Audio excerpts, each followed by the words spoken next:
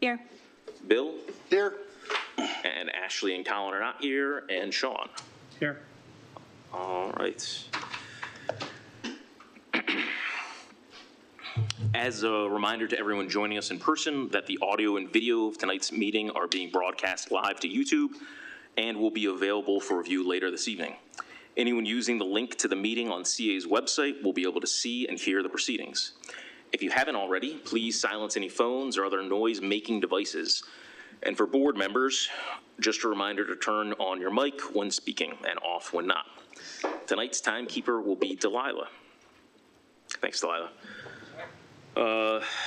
Now on to the announcement of closed and special meetings that were held. CA's Audit Committee held a closed meeting on July 22nd at CA headquarters. The members present were Sky Anderson, Reg Avery, Tim Redmond, Bill Santos, and Jim Young. The vote to close was unanimous. The meeting was closed from 8:15 to 8:55 p.m.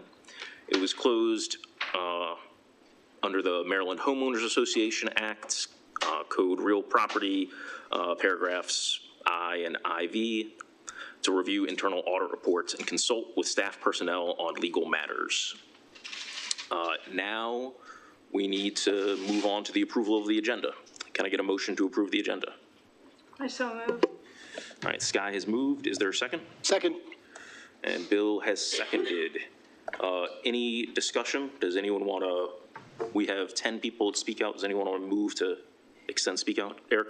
So first request, I request that the introduction and appointment of the vice president come off the consent agenda and be placed under old business. I'd personally like to hear from Sean and like to hear his thoughts and like to hear him introduce himself. So the motion is to... It's not a motion, it's just, it's a request. It comes off. Ah, okay. Okay, so we'll move that off. Oh, someone needs to second it. Well, it's the consent agenda, so... It's, No. Okay. yeah. Anyone else besides Eric? I'll come back to you if no one else has anything. Mr. Chair, just for clarity, was that both the introduction and the appointment? Yeah, like 7B and 7C, they can be merged into a single item.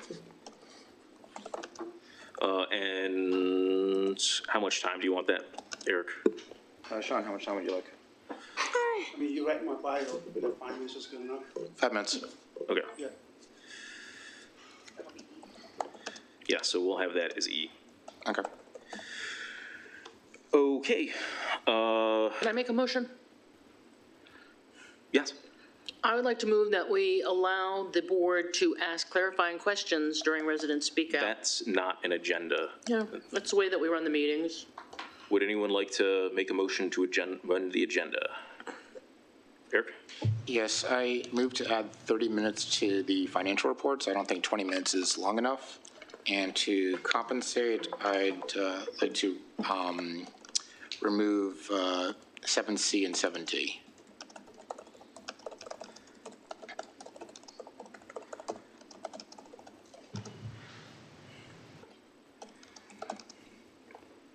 Is there a second? I'll second it. Okay. Discussion? Anyone have anything on that? Go ahead. So we've got an ethics policy. We passed it 2 years ago. It's a perfectly fine ethics policy. I don't see why we need to debate the ethics policy again 2 years later. However, 20 minutes is not, I mean, this is the fourth quarter financials we're looking at. I don't believe 20 minutes is enough for us to have any kind of meaningful discussion on the financial reports. I think 50 minutes is sort of a bare minimum to really discuss last year's financials. Anyone else? Okay. I will now call the question. The motion is to add 30 minutes for the financial reports and to remove 7C and 7D from the agenda, which is the parts related to the policy and ethics. Sky. No. Reg. Yes. Karen. Yes. Wes is not here. I will vote no. Who's next? Eric. Yes. Delilah. No. Bill? No. All right, motion fails 4-3. Is there any other motions for the agenda? Eric? I'll move to extend the financial reports to 50 minutes. By how long, I'm sorry? By 30 minutes. By 30 minutes.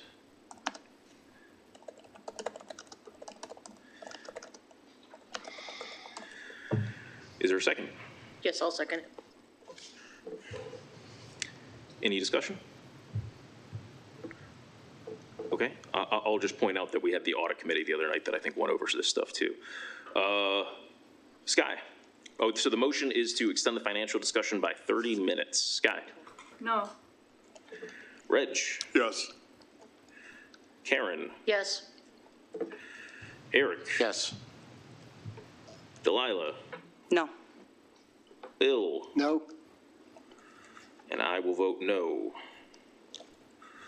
Okay, any other motions for the agenda?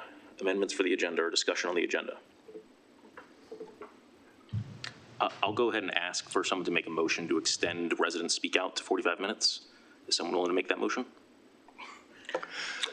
I will make, Go ahead, Bill. okay, I'll make the motion, we extend the resident speak out to 45 minutes. I'll second that. Any discussion? How many people are signed up? 10. 10? So, are they all signed up as individuals or groups, or? One is signed up to represent a group. So why would this take 45 minutes? We're just safe siding it. Okay. We'll see. Any other discussion? Nope. Or is there any objections to this one, or do we need to call a roll call? Anyone object to this one? All right, so this one's approved unanimously. We're going to extend resident speak out 45 minutes. Any other discussion on the agenda, or can we call the question? All right, so now we're going to approve the amended agenda. The amendment is to extend resident speak out to 45 minutes. And Sky made that motion, Bill seconded. Sky? Yes. Reg? Yes. Karen? Yes. Eric? Yes. Delilah? Yes. Bill? Yes. And I will vote yes. All right. Now we have the Columbia update. All right. So we have some few videos I think the board will enjoy. All right, our first video is lifeguard training. This weekend marks the CNSL All-City Swim Meet, which is one of those events that truly captures the way the community happens in our space and places. We have hundreds of team members brought on board every summer to make sure our 23 outdoor pools are safe and open to the public. Last summer alone, we saw more than 375,000 visits to the neighborhood pools.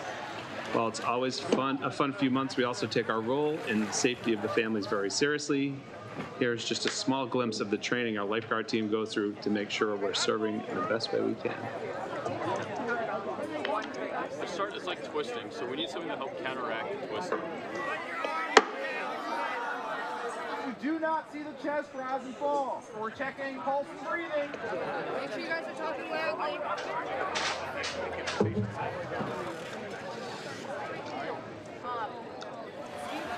Karen and Bill, this is bring back memories here.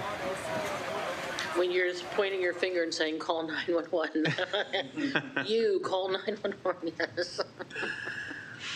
All right, I'll read this one before. So this is a CA Points Party. It's hard to imagine, but we are gearing up for the students to head back to school. I know they don't want to hear that. That means getting team members in line for all of our before and after school programs. We're still looking for applicants, so please spread the word. Another way we show up for students in our community is through the CA Points program. This past school year, more than 660 students earned memberships for themselves and their families, making our spaces and programs more accessible to those individuals. That makes it more than 8,000 students who have earned memberships through CA Points over the last 10 years. That's quite a number. Here's a look at the CA Points Party that took place to celebrate those scholars.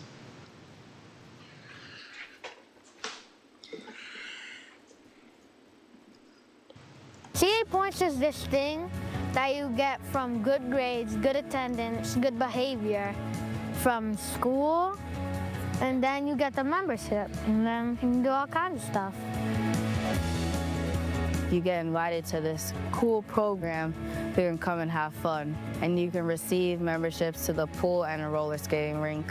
They really have a lot of fun activities and stuff that you could do in this community. CA Points is great. It's just something to be proud of. I'm proud of myself because I've worked hard through the year. I feel proud of myself. I earned it, and I worked really hard to earn it. Hey kids, do well, try your hardest. Do everything you can to get good grades, and then you're gonna come here. I bet you're gonna have a lot of fun.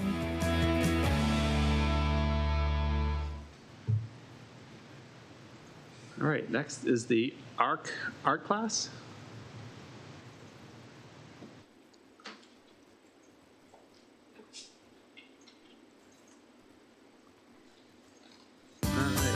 In line with our strategic initiatives to connect with the community, we're always looking for new ways to engage partners in meaningful ways.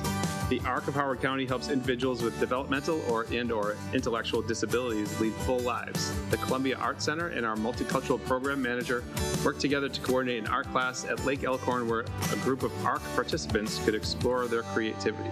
This is a wonderful example of not only activation of a different CA space, but also the amazing things that can happen when we collaborate across departments. All right.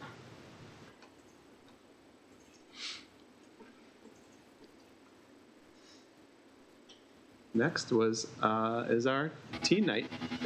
As part of our expanded Lakefront Live programming that we've mentioned this year, CA hosted its first ever teen night.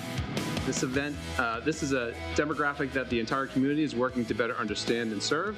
We saw hundreds come out for this inaugural event and based mainly around a DJ and Instagram stations created by CA team members from community operations and communications. It was a really successful night and event, so we're looking forward to doing more.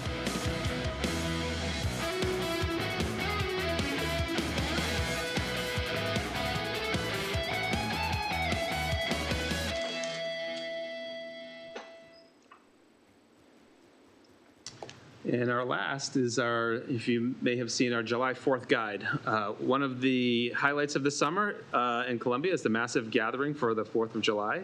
Once again, this was a successful, multifaceted effort between CA, the Meriwether Arts and Cultural Center, who produces the entertainment, County Rec and Parks, which puts on the fireworks, police, EMS, security teams, and many others.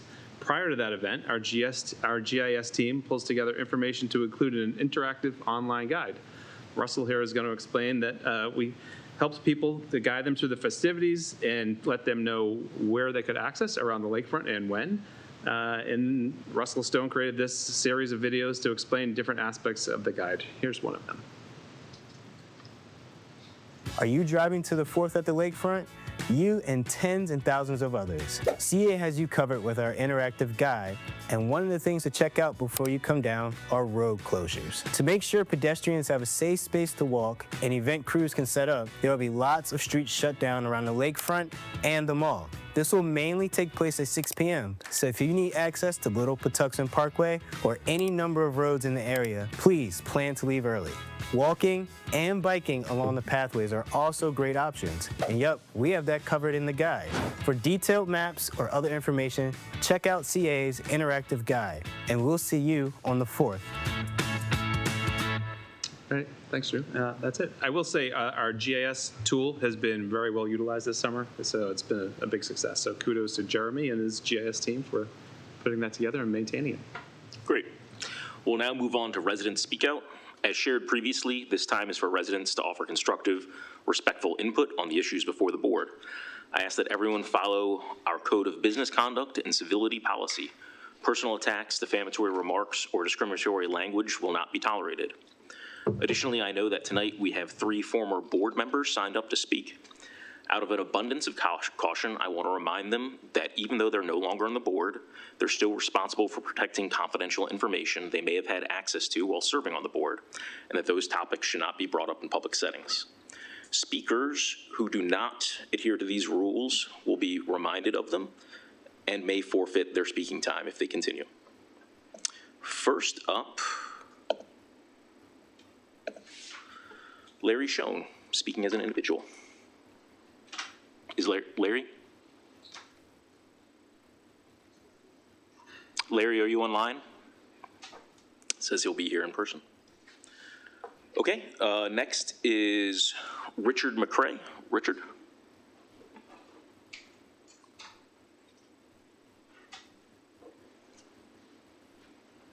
Hello. Welcome. Hello, everyone. Hello to the board president. Hello to the board. Hello to Reg, representing Long Beach Village. I came today because, thank you very much. What I love about this view is I can see how out of shape I am because I'm looking right at my back here. I came today because I wanted to speak about potential ethics changes, ethics violation policy changes. I was reminded of something that happened about a week ago. My wife is here, and I say in our house, my wife is the general, I'm the sergeant. She gives the orders, I make sure that they're executed. And so my sons were at the breakfast table, and they're both on their computers, and they're eating their food. And I hear, you're not on your computers that early. It's too early to be on your computers. And so I said, okay, guys, turn everything off, close it up. So my youngest son closes his computer, and my second son, I've never seen someone close a laptop slower. He's closing it and closing it and closing it. And I could feel my fatherly anger start to boil. But then I thought, this is malicious compliance. He's doing what I asked, but he's doing it super slow. So technically, is he doing anything wrong? And then I thought about what happened when I found out about these potential ethics violation rule changes. Just to point it out, one of them would be that if a member speaks out against a piece of legislation that has been passed, that could be an ethics violation. If there are 3 such violations, that member can be removed from the board. If that member wins a dual election, a democratically run, duly elected election, then they're appointed to the board and they can be removed. And I read these things and I couldn't believe it. It reminded me of 15 years ago. First time I realized I was getting older. It was a work event, basketball game. You can't tell it now, but I played basketball when I was in high school. I could jump out the gym, right? And so I thought, well, I'm not that old, so I'm gonna go ahead and play. So we're playing a game and I see a guy going up for a layup. I promise this is relevant. Going up for a layup. And I say, I'm gonna block this shot. So I go up and he made the greatest move I've ever seen. He pump faked me. So I'm in the air. Next thing I know, I'm on the floor. I was told that my head was the first thing to hit. So all I remember is darkness. Darkness, and then I heard a voice in the distance, and that voice was Elmer Fudd. So, hand to God, I heard Elmer Fudd. How long do I have? I'm sorry. 30 seconds. Okay, I heard Elmer Fudd. And I thought, this religion's really got it wrong, we should be worshiping Elmer Fudd. My second thought was, I'm the one sounding like Elmer Fudd. I had been speaking and babbling like Elmer Fudd this whole time. I went to the ER, had shakes, I was chilly, so much pain. Even in that state, I would not vote for ethics violations like this. Thank you. All right. Next up is Bob Dover. Bob? Thanks, Mike. Thanks. Is there a reason you lowered it when Rick was there? Tonight, you're going to be continuing the discussion of the proposed ethics policy that you began last month. Although the title of the proposal uses the word ethics, you won't find anything in it that actually meets the normal understanding of that word. On June 26, your entire discussion focused on actions such as embezzling you talked about and using CA resources for personal purposes, making it seem that CA is a hotbed of criminal activity that needs to be snuffed out. And these are what people would normally consider to be ethics, and if they're really occurring, then yes, I guess you have to deal with them. However, if you read the actual text of the policy, there's nothing in it about embezzling or criminal activity. What the text of the document defines as ethics violations is really just disagreements about CA actions and decisions, and sweeping those disagreements under the rug. Instead of trying to address non-existent criminal activity, the vote is entirely focused on stopping people who have legitimate criticism from expressing those disagreements to the residents who pay for CA's operations. Even though the document repeatedly claims that these changes are needed to improve transparency, Threatening people who disagree with you is actually the opposite of transparency. Instead, this is just a continuation of recent efforts to reduce transparency in the past couple of years. CA board and staff have placed ever tighter limits on open discussion during public meetings, which we just saw, withheld public records with no explanation, coordinated with a state agency to hide adverse information from residents, directed committee members to provide false information to the board, sent intimidating emails to residents who have raised concerns, and rescinded CA's longstanding transparency policy. And yes, there is video and email documentation of each of these statements, which I'll be happy to show to anyone. Most of you will one day run for re-election at CA or run for election to county or state office, pursue appointment to other nonprofit boards, or interview for new jobs. Please remember that your vote on this ethics policy tonight is now a permanent part of your public record, easily found through a Google search. 7 of you have already voted to eliminate CA's transparency policy, so good luck explaining that one. If you now vote to disenfranchise residents and take punitive actions against people who have legitimate disagreements, you may find that your vote doesn't align with the values of those other organizations that you hope to work with in the future. Thanks. Okay, thanks, Bob. Next up is Dick Bolton.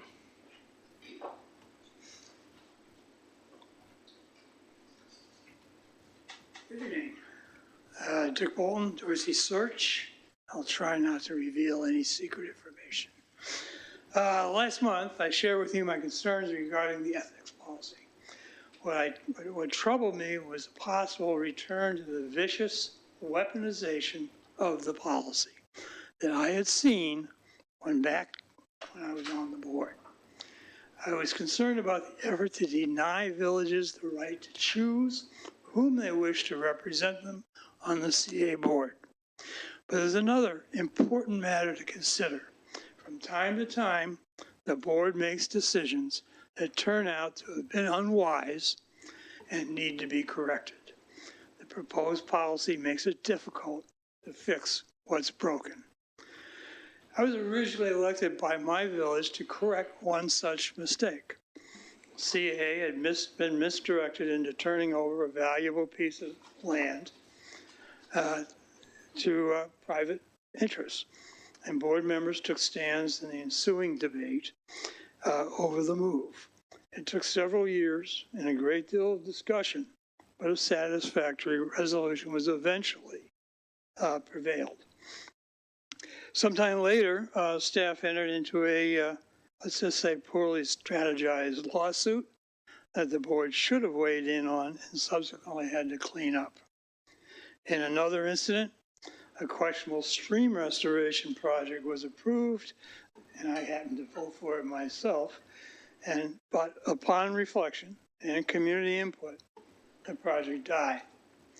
At another point, it was generally agreed that an approved hire got it wrong and corrective action had to take place. What I'm saying is no board is infallible, and sometimes mistakes need to be fixed.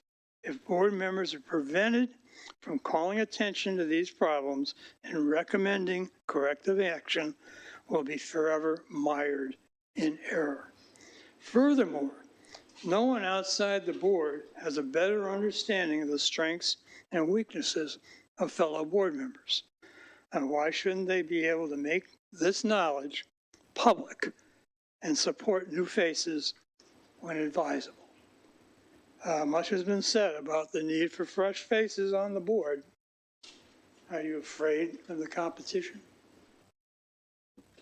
All right, thanks, Dick. Next up, we have Kat Wee, and Kat is speaking for a group.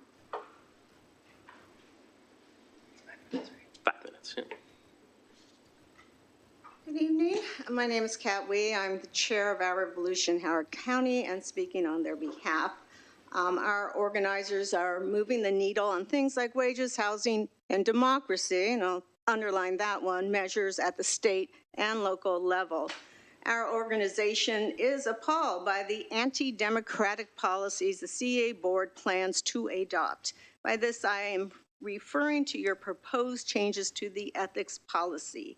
The changes in these policies will disenfranchise residents' rights to choose who will represent them on the CA Board of Directors, ignoring the role that our villages play in this process. And I will remind both CA board members and CA employees that the majority of CA dollars come from the pockets of Columbia residents. The 3 strikes and you're out rule. While it says this is the way to create consequences for unethical behavior, including removal from the board, this is a blatant attempt to deprive the villages of their exclusive right to choose their Columbia Association board member. Also, the section that states it can disqualify remove board members from future service. This section states this is to prevent unethical actors from returning to leadership roles. It is instead a way for 6 people at CA on this board to decide on the qualifications for all village representatives and overturn any village elections for their own purposes. Sanctions for frivolous or weaponized ethics complaints. It's supposed to prevent abuse, but it actually leaves anyone open to being sanctioned for issuing a complaint, and also does not allow a board member to complain that they've been falsely accused. In fact, I would be worried if I were a board member right now, given what I've seen posted on Facebook, calling people names, as someone who sent out to everyone in the village something that defamed people on his village board. I think we all know who that was. I can't even explain how much that's an ethics violation to defame people. The speak with one voice rule. This is an attempt to silence all disagreements by denying board members the right to criticize board actions or decisions. It violates open meeting provisions of the Maryland HOA Act by allowing questions to be raised internally only. The ban on campaigning in village elections. This is an attempt to revoke people's constitutional rights to free speech. I suggest you all reread the First Amendment, which they have the right to. I guess I have extra time, so this is kind of cool. Follow us on Facebook, OR, Our Revolution, Howard County. We're on Instagram, Blue Sky, X, and of course, Facebook for the aging adults that you guys like to mention that they don't want here. Diversity means every age, by the way. And I know that at least several pools say adult swim only. That's a violation of civil rights of children and teens for that matter. I don't know if I have anything more to say at this point, but fascism is something my father fought in World War II. And he would tell you that was the last war we needed to be in. This is a return to fascism at the local level. We already have it at, with our felon in the White House. It's disgusting, honestly. Thank you. Okay. Next up, we have Ginny Thomas. Ginny. I think oh, I'm sorry. Oh, come on, Ginny. I skipped over Tina. We'll come back to you. Come on, Ginny. Yes or no? Yes, yes. You're not using my time, are you? Hi, good evening, everybody. I read what you've been doing and what you're planning on doing. So it's not just what you're planning on doing. You've already done a lot. That's very scary. I can't figure out whether I'm speechless, whiplashed, or what. But in my role, or my career as a teacher, a psychiatric social worker, a politician, a legislator at the council level, legislator in Annapolis as a delegate, and UMBC, I have never, ever experienced what you are doing. It's just unbelievable. Listening was always something that I felt was important. Listening to constituents, listening to residents. You've not been showing real respect for that for the last couple of years. You eliminated the volunteer committees reporting to you, which was a joy for a lot of us. A lot of us served on several committees, as a matter of fact, and enjoyed it. And they reported to the board. No, that was too much for you, for some board members. You didn't want that contact, I guess, with people. I don't know what's going on. So you eliminated that. You also eliminated some meetings so that you didn't have to have residents speak out. Why? That's a joy, that's a help. Now you have where board members, when you speak, are not going to be able to ask you us a clarifying question. It's supposed to be a dialogue. We're not in Congress. This is something where it's our town hall that you say you believe in. Limit board member speech. Disrespectful of residents, it's disrespectful of your board members. And weaponizing which you've been doing, the ethics committee. I want to know how much you've spent on frivolous ethics complaints of our lien money, because I'd like some of it back, quite frankly. I think it's been a waste, and you're not being responsible in doing something about the people that have been doing this. There are a couple of other issues. The role of the chair, I think, is your key issue here. I think there's a complete lack of understanding of the role of a chair and what a chair of a board like this is supposed to do. And you should not have to put these dictatorship rules into effect if you knew how to chair a board. You want to work with people, you want to use their strengths, you want to have committees that work well together, you want to make it an atmosphere where you have residents come. You've got 10 seconds left, Ginny. Yeah, residents come speak to you and you learn from them. You're missing that. You've just shut that all off. So anyway, I especially want to talk to the new CA board members, because I hope they won't continue to vote the way others have voted in the past. It's wrong. Okay, thank you, Ginny. And I welcome you to a field trip I'm having Saturday down at the lake. If you'd like to come, if you vote yes, come on down. We'll remove Thank you, the Ginny. Your people time's up. tree and put it someplace else in a closet, okay? Thanks. Next up, Tina.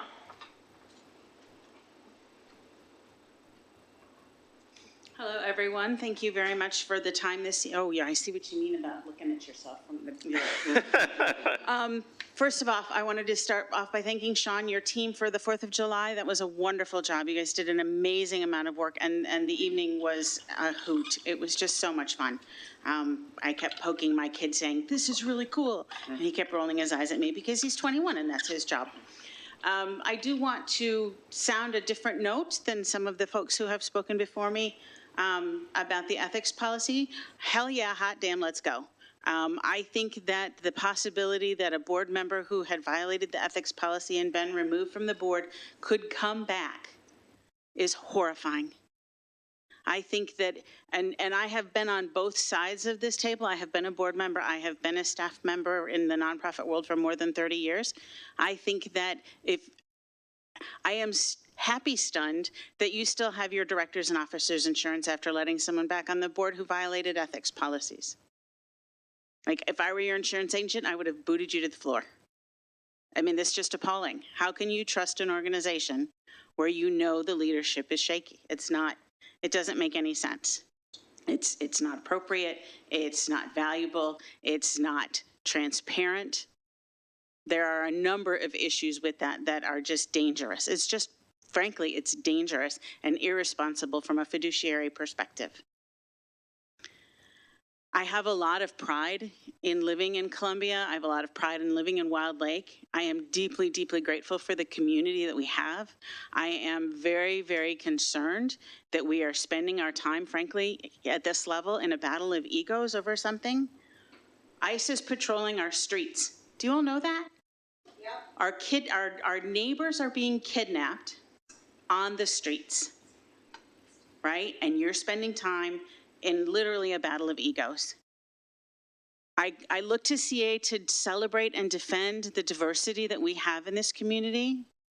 I do not look to you two all to get into pissing contests over stupid stuff. Tina, you're kind of borderline on civility. Okay, I'm sorry.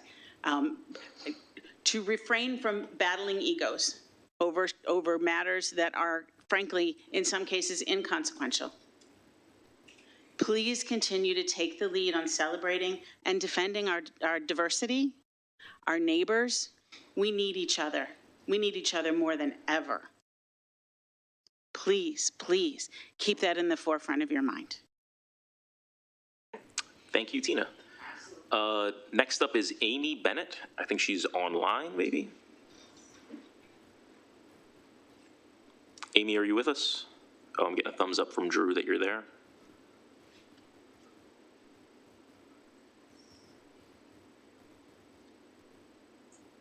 Drew. Can you hear me now? Oh, we can hear you, Amy. Go ahead. Okay, great. My name's Amy Bennett. I live in the village of Longreach. I've been a Columbia resident since its inception.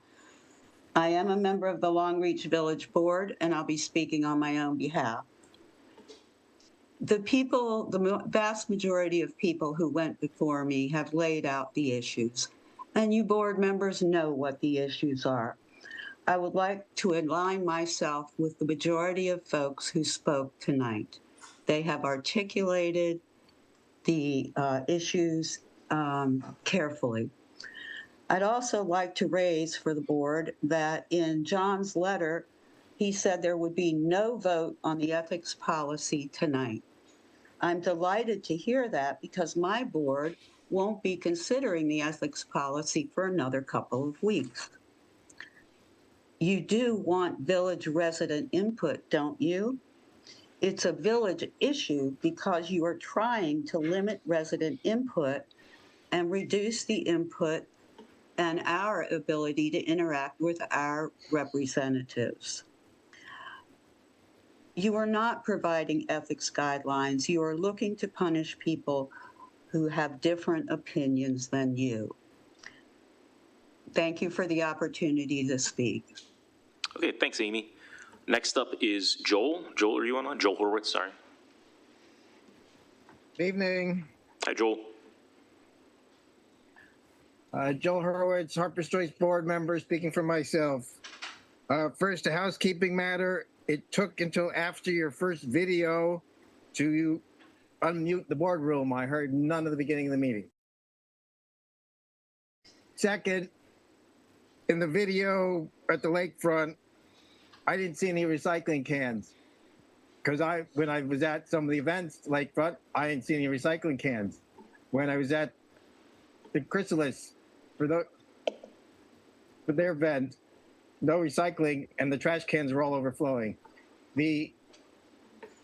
Don't claim your environmental organization. Your event recycling is non-existent. I recognize that it's often contaminated, but maybe with some covers, people wouldn't throw their crap in the wrong place.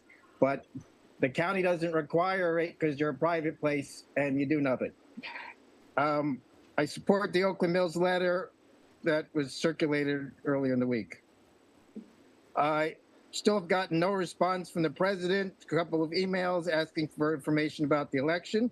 At the last meeting, the general counsel criticized resident speak out people, which is unique. And I asked him if he was referring to me because I didn't say what was alleged and didn't know if he was referring to my comments or somebody else. Have not received a response to that. On the other hand, he or the staff did update the ethical advocate with the most current ethics policies, so you do listen to some of my suggestions. I'd like to support what Bob Dover said, much of what Dick, Kat, and Ginny said, much of what Karen wrote in her newsletter that she emailed earlier in the week. But again, to reiterate, you are dealing with an election for a Columbia Council rep, not your board member.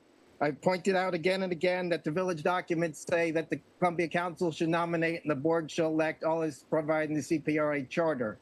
If you're going to put qualifications such as a 3 strikes out, it needs to be in the CA charter to respect the association and the tie of the documents to the villages. The election, again, is for Columbia Council rep when you're knocking on doors, not for a board member. Criticizing persons is technically you're running for Columbia Council rep, and you're going to have a different rule for ones when there's an incumbent versus a non-incumbent. And as I've told some of you, you're encouraging a policy that encourages April resignations, particularly for people who are running unopposed. Joel, you've got 15 seconds. Or that have their 1-year term. They resign in April, they go out and campaign, and therefore they're not a board member. Do you want to create that loophole? Because you don't recognize the Columbia Council rep and the board member in our unique structure, please do. Okay, Joel, thank you. And finally, we have Sue Bannister oh, you're here in person, great.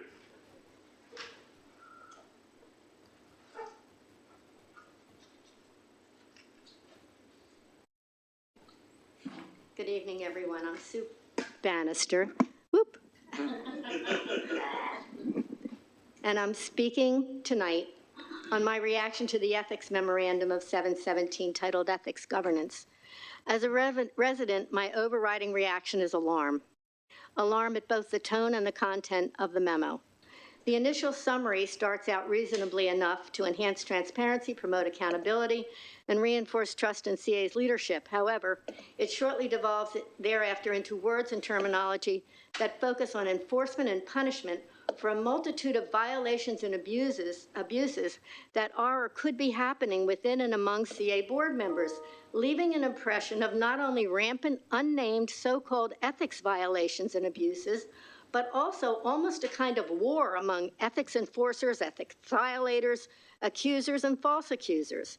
The big alarm for me is on page 1 with the ominous title, Establish Tiered Sanctions with 3 Strikes and You're Out rule. What does this mean? There are 2 widely known cultural associations with this phrase. The first is a rule in our national pastime, baseball, a game for the enjoyment and entertainment of a public audience. The other was a law to punish persons engaged in certain crimes by ensuring incarceration for a third crime. Seriously, this is your choice to make this understandable? Either this is a big game or a criminal enterprise?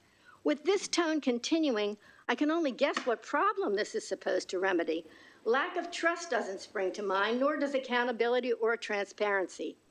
As the rules in this memo stand, our elected community representatives may be removed, publicly censured, and permanently banned from serving our communities ever again, based on we're not sure what, but not a crime or a financial conflict of interest or wrongdoing that is being covered up.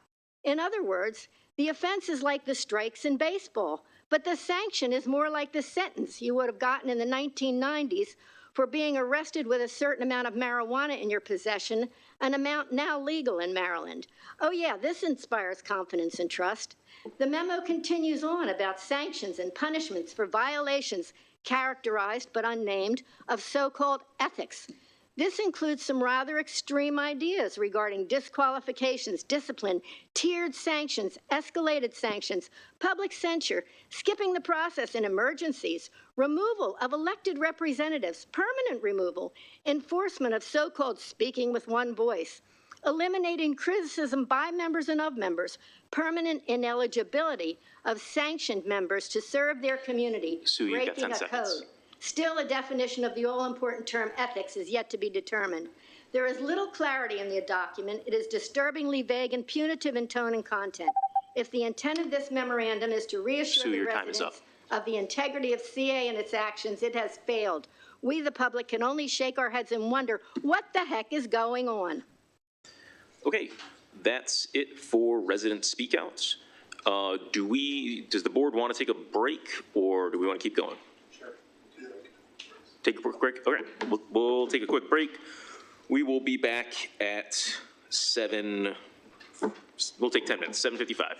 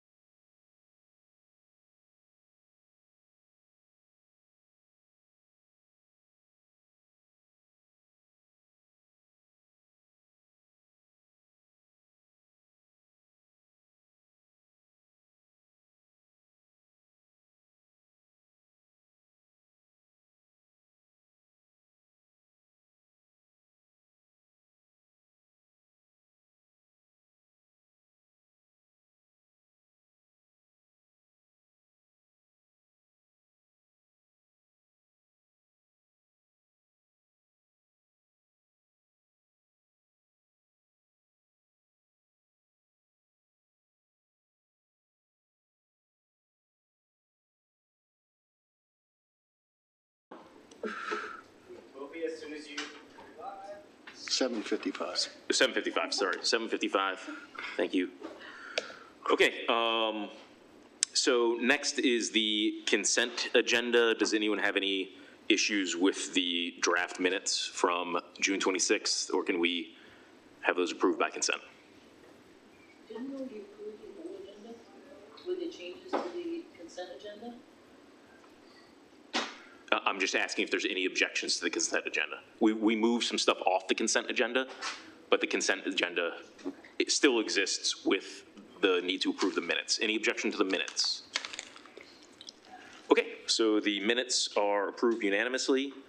Now we're going to move on to old business. So we are going to need to discuss the budget schedule. Sean? Yes, so Sean McCullum and Stephanie Nestor are here to go over the budget schedule that is in your packet. Well, we didn't introduce Sean, so would the board mind if I give Sean an introduction? I know we have it later, but it kind of seems we should at least introduce him. So would the board mind? Go ahead. Nope, go ahead. We're pleased to welcome Sean McCullum to CA as our Senior Vice President of Administration and Chief Financial Officer. Sean is a seasoned finance professional with extensive expertise in financial management, accounting, strategic planning. Sorry, Drew. It's like Zoom, right? I'm muted. Strategic planning, project execution, and team development. He holds an MBA in finance from the University of Baltimore and a BA in international business from Washington State University. He's a certified public accountant and a chartered global management accountant. Sean has successfully led financial operations across government agencies and private enterprises. His leadership spans team building, mentorship, organizational growth, and ensuring that teams operate efficiently while fostering collaboration and professional advancement. I can tell you in Sean's brief time here, he has shown all of those skills and more. He's jumped right in and hitting the ground running, and he's been very well regarded by the staff and myself. So welcome, Sean. Thank you, Sean. Appreciate it. Good to be here. I guess it's my turn to go over the budget schedule. So on June 26th, this board talked about in length about the proposed changes and some of the stuff that we wanted to streamline. And as the board concur, we are going to start the process with the town hall meeting this year. And then really the rest of the stuff that was discussed and agreed by you is the same process.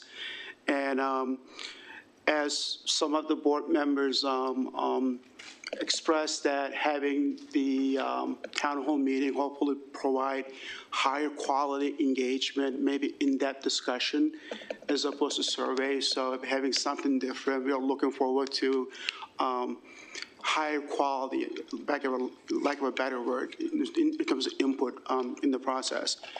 And but really, this is not any different than the what you have seen before.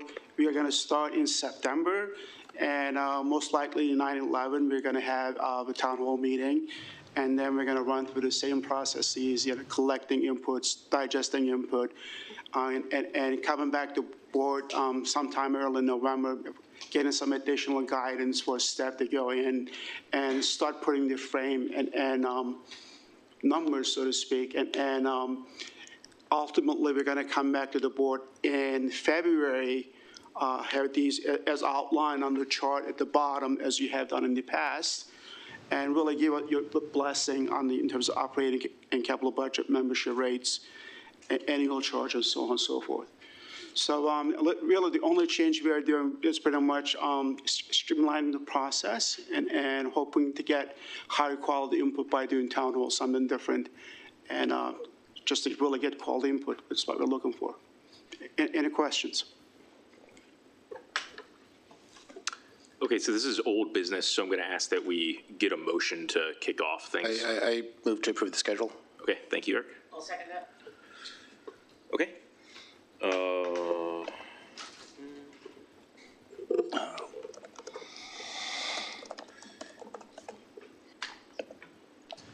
Any discussion? Can I add Yes. something?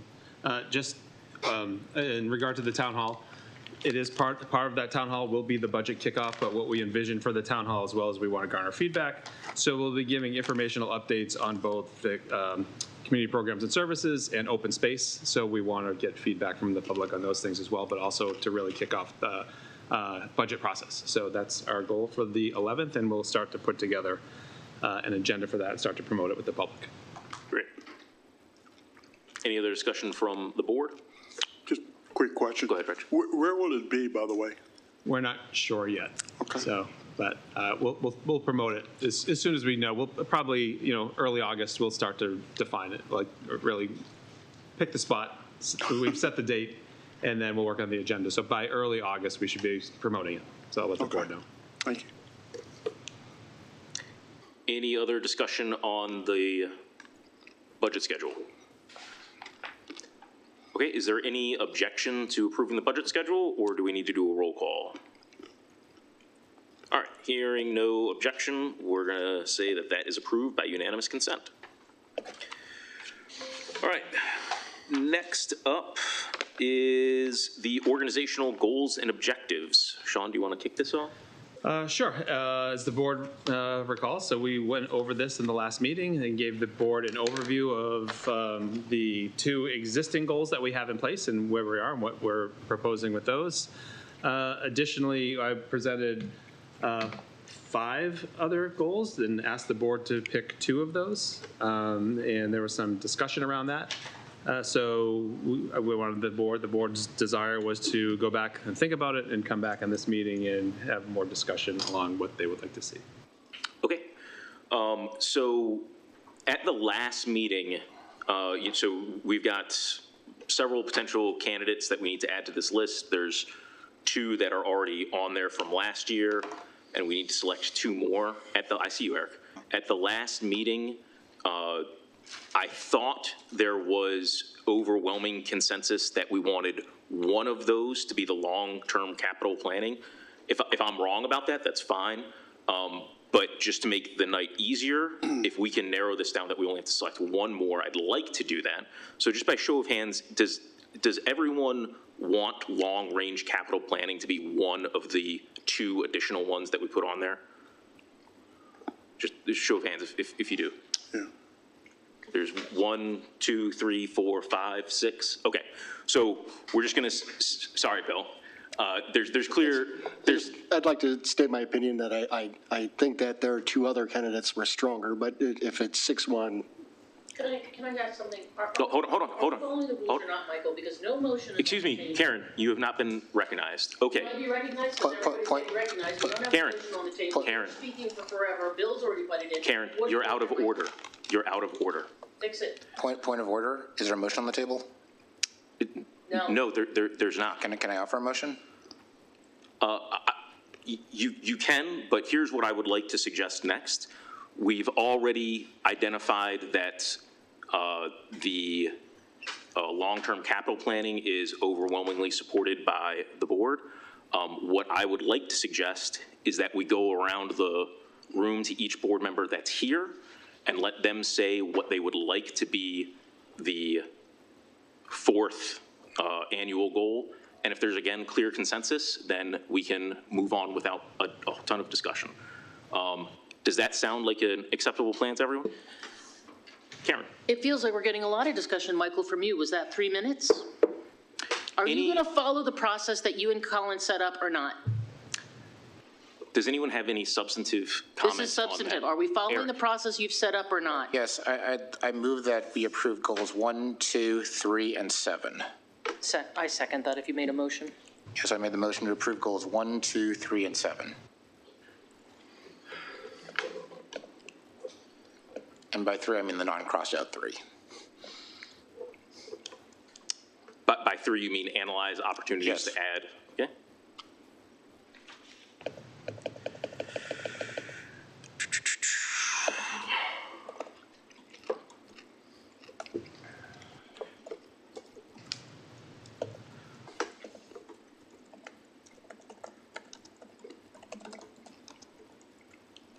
All right, is there any discussion? Sky? Is there any way 3 and 5 could be combined? They're kind of overlapping to me. Sean, could those 2 be combined? Well, this is something we talked about at the last meeting, is this goal 3 is, it's broad, and it can be left up to interpretation. So when the board is evaluating goal number 3, there could be a back and forth and a disagreement, because when you say add value or reduce costs, I might say, well, this adds value to the organization, but doesn't reduce costs. And so how is the board going to view that? So here's my concern. And not that the board needs to reach consensus, but when something's broad like this, is it going to be shown as success or not? So we could view it, and 10 members of the board could view it differently, what's success and what's not. So. But yes, you could combine the two, because that could be part of it. So we could say that. Okay, Eric? So I agree with Sean. This is kind of vague, so I'll amend my own motion to revise 3 to state reduce the annual charge and reduce resident membership costs. And 5, you can execute 5, Sean. You can execute 5, Sean, in order to implement 3. But so my self-amended motion will be 1, 2, 3 that says to reduce the annual charge and reduce membership costs. That'd be the goal for 3, and then 7. And if you need 5 to implement 3, that's perfectly reasonable considering we already budgeted for it. Okay, a motion by Eric to amend 3 to say that it's going to reduce costs and to reduce the annual charge and reduce costs. It's a friendly amendment to myself. Oh, it's a friendly amendment. And I accept my friendly amendment.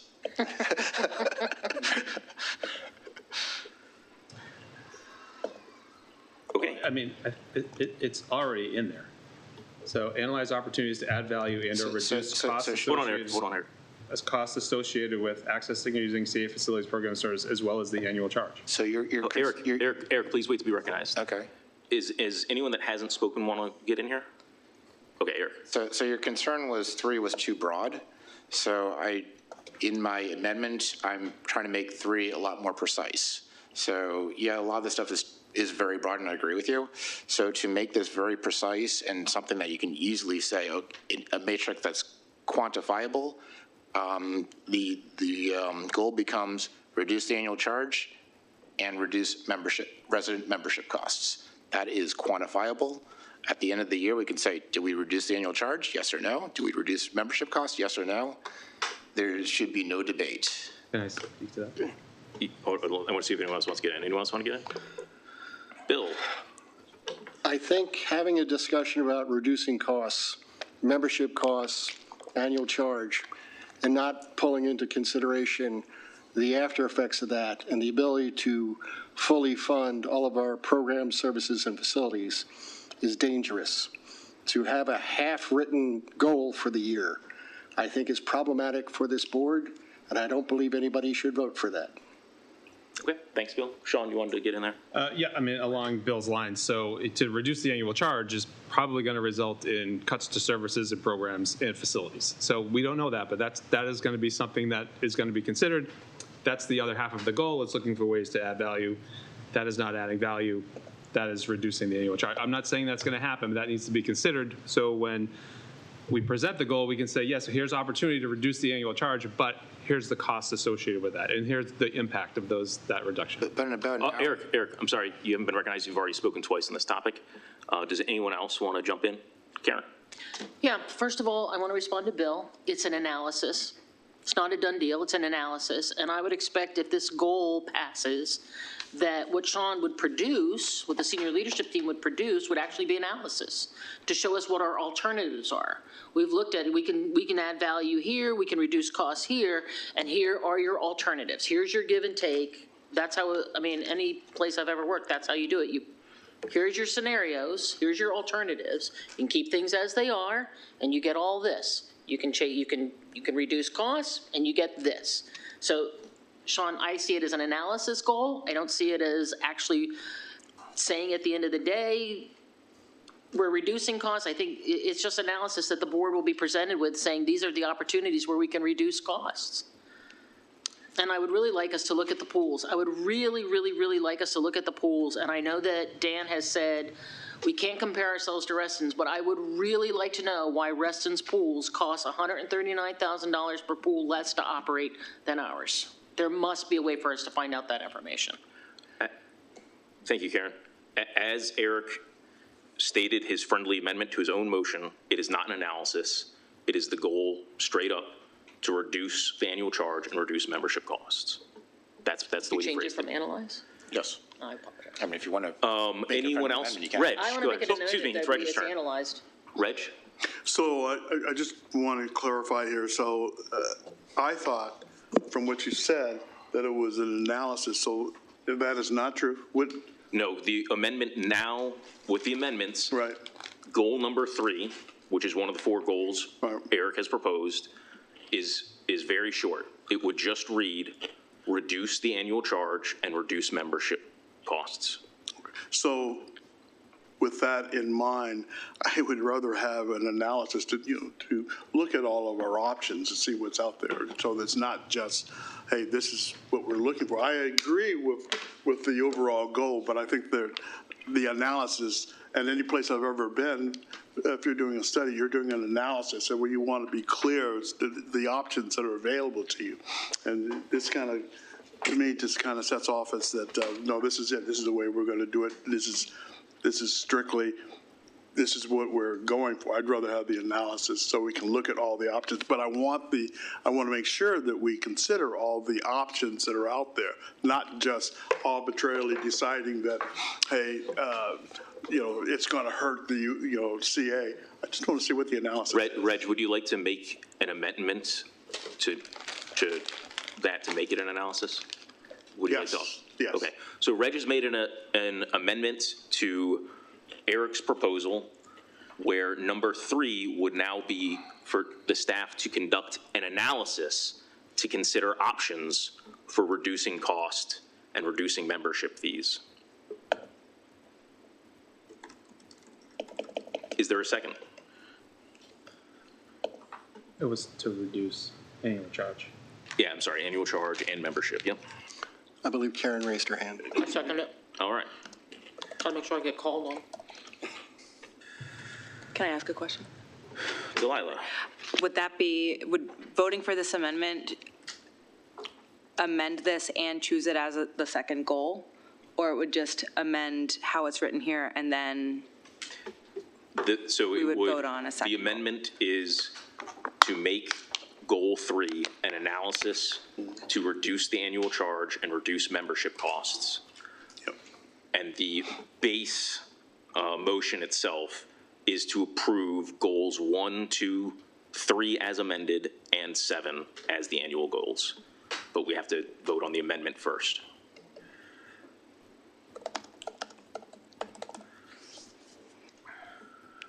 Okay. Can we discuss the amendment? Yes, Eric. So I respect your opinions that this could go from actually reducing costs as the goal to an analysis.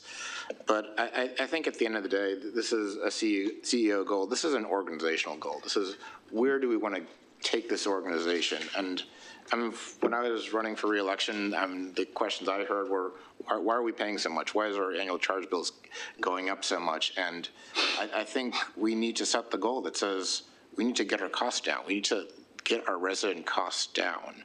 And analyzing it, I don't think is enough. I think we need to actually set that as a goal. Now, granted, analysis is certainly part of getting that done.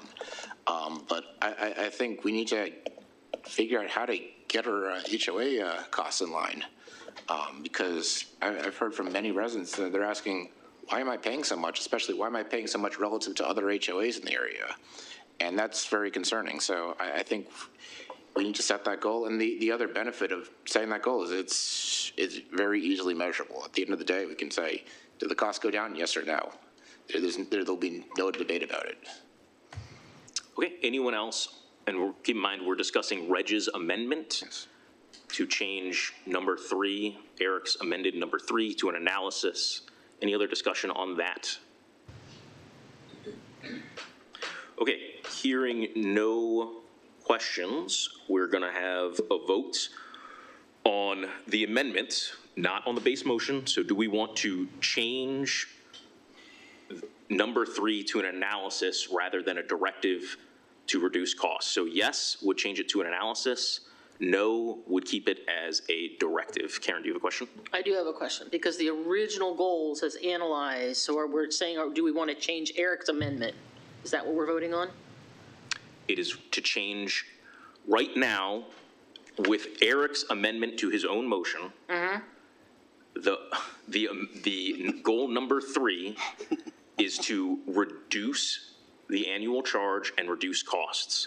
The proposed amendment would change it to conduct an analysis of options to achieve that. And it's reduced resident membership costs.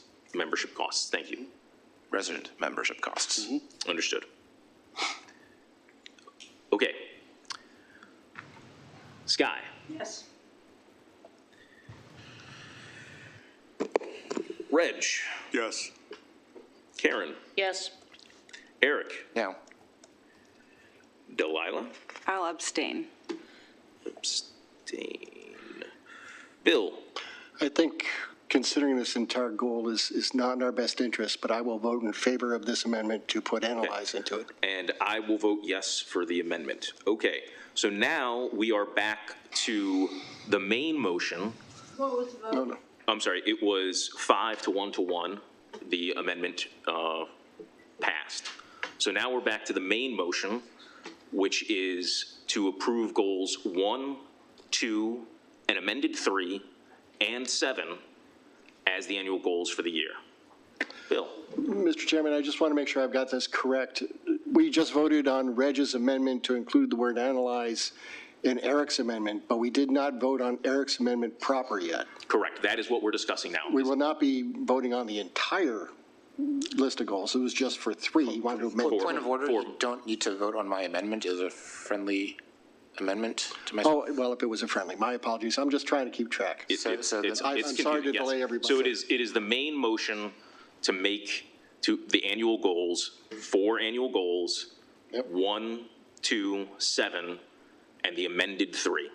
Understood. So the Eric, hold on. You've used your 2 speaking turns on this motion. Does anyone else want to speak on the main motion? Bill, this is your second time. Yep, and I think this is the only time I get to get this in. I need to say that, as stated for the organizational goals on as displayed, numbers 5 and 6, I believe we, as a board last year, promised that we would do those studies for the people of Columbia. And to bypass both of those, I think, is wrong-headed and not in our best interests. Moreover, I believe that 5 and 6 feed into the long-term plan. If we do those 2 studies first, we will have a much better long-term plan because we will have a better background material in order to make that long-term plan effective. So I do not believe that 1, 2, amended 3, and 7 is the right way to go. Okay, thank you. Thanks, Bill. Does anyone else want to jump in here? Eric, you've already spoken twice. Eric, you've already spoken twice. Okay, Sky, do you want to jump in? I have a question. Okay. What would you prefer? Not that kind of back and forth. You have a question for staff. Go ahead and ask. I think he made it clear that he would prefer 5 and 6. Oh, okay, okay. Sky. Okay, Sean, I have a clarifying question. Would 3 as amendment be something you could do? Do you understand the guidance to do the analysis? And is that a reasonable annual goal for the year? I mean, I'll be honest, that won't get done by April. If you want to make it a goal, we can certainly look at that, but we're going to go into the next fiscal year to really get that done properly. Okay. I'm gonna, Delilah, do you have some? I have a question for, I guess, Jeremy. The long-term capital plan, in your experience, does that need to be a top priority goal, or? Oh, can I speak to that? Yeah. So it's beyond just open space. So it's organizationally the capital plan. Looking out the next 50 years, what does CA need for facilities? What does it need for what's going to be in the future? Do we need more facilities? If we're reducing annual charges, do we need less facilities? What is, I give this analogy a lot. Some of the clubs were built for racquetball. which was very big in the 70s. Racquetball is not big anymore. So we built these facilities that are custom designed for racquetball, and now when we modify them, that takes a lot of effort. So what facilities do we need that we know can be flexible in the future, and what is that future going to look like? Now, Jeremy and his crew did a great job. They're part of that, but Dan is also a part of that, and also Sean in finance. So this is kind of what we're looking at as a whole. What's the future going to be? It's exciting to look at, but it's not just general capital maintenance. Gotcha. Okay, Reg or Karen or Sky, you guys have anything else? Okay, I'm just going to say that I would prefer that we do 1, 2, 7, and I think it's 8, the governance option. That would be my preferred fourth option, the governance study. All right, so Reg, yes. Just got a question for Sean. I'm trying to figure out, you said it would take more than, did I misunderstand? It'd take more than a year to do number 3 for the analysis? No, the analysis on just reducing the annual charge, we can do that with just what we have existing in place. Okay. And, when we could look at the membership, reducing the membership rate, what that impact would be. Membership rate study is what we have listed here is number 5. That's a more comprehensive analysis of the rates we're charging, how to do those rates. I know it came up as like, looking at the pools, but then, what else can we do with membership rates that provides, more benefit to the community? If it's not a reduced cost, what's the added value? So there's a lot that goes into a rate study that is more than just, well, how do we reduce the rates? So that's going to take about a year? I mean, we'll have consulting support. So by the time we procure a consultant and they do the analysis, it may not take a year, but it won't be done by April. So it may be done by this time next summer. Dan? Yeah, we did this 10 years ago, and the initial study took about 2 years. Then it took another 1.5 years to make all the changes in implementation.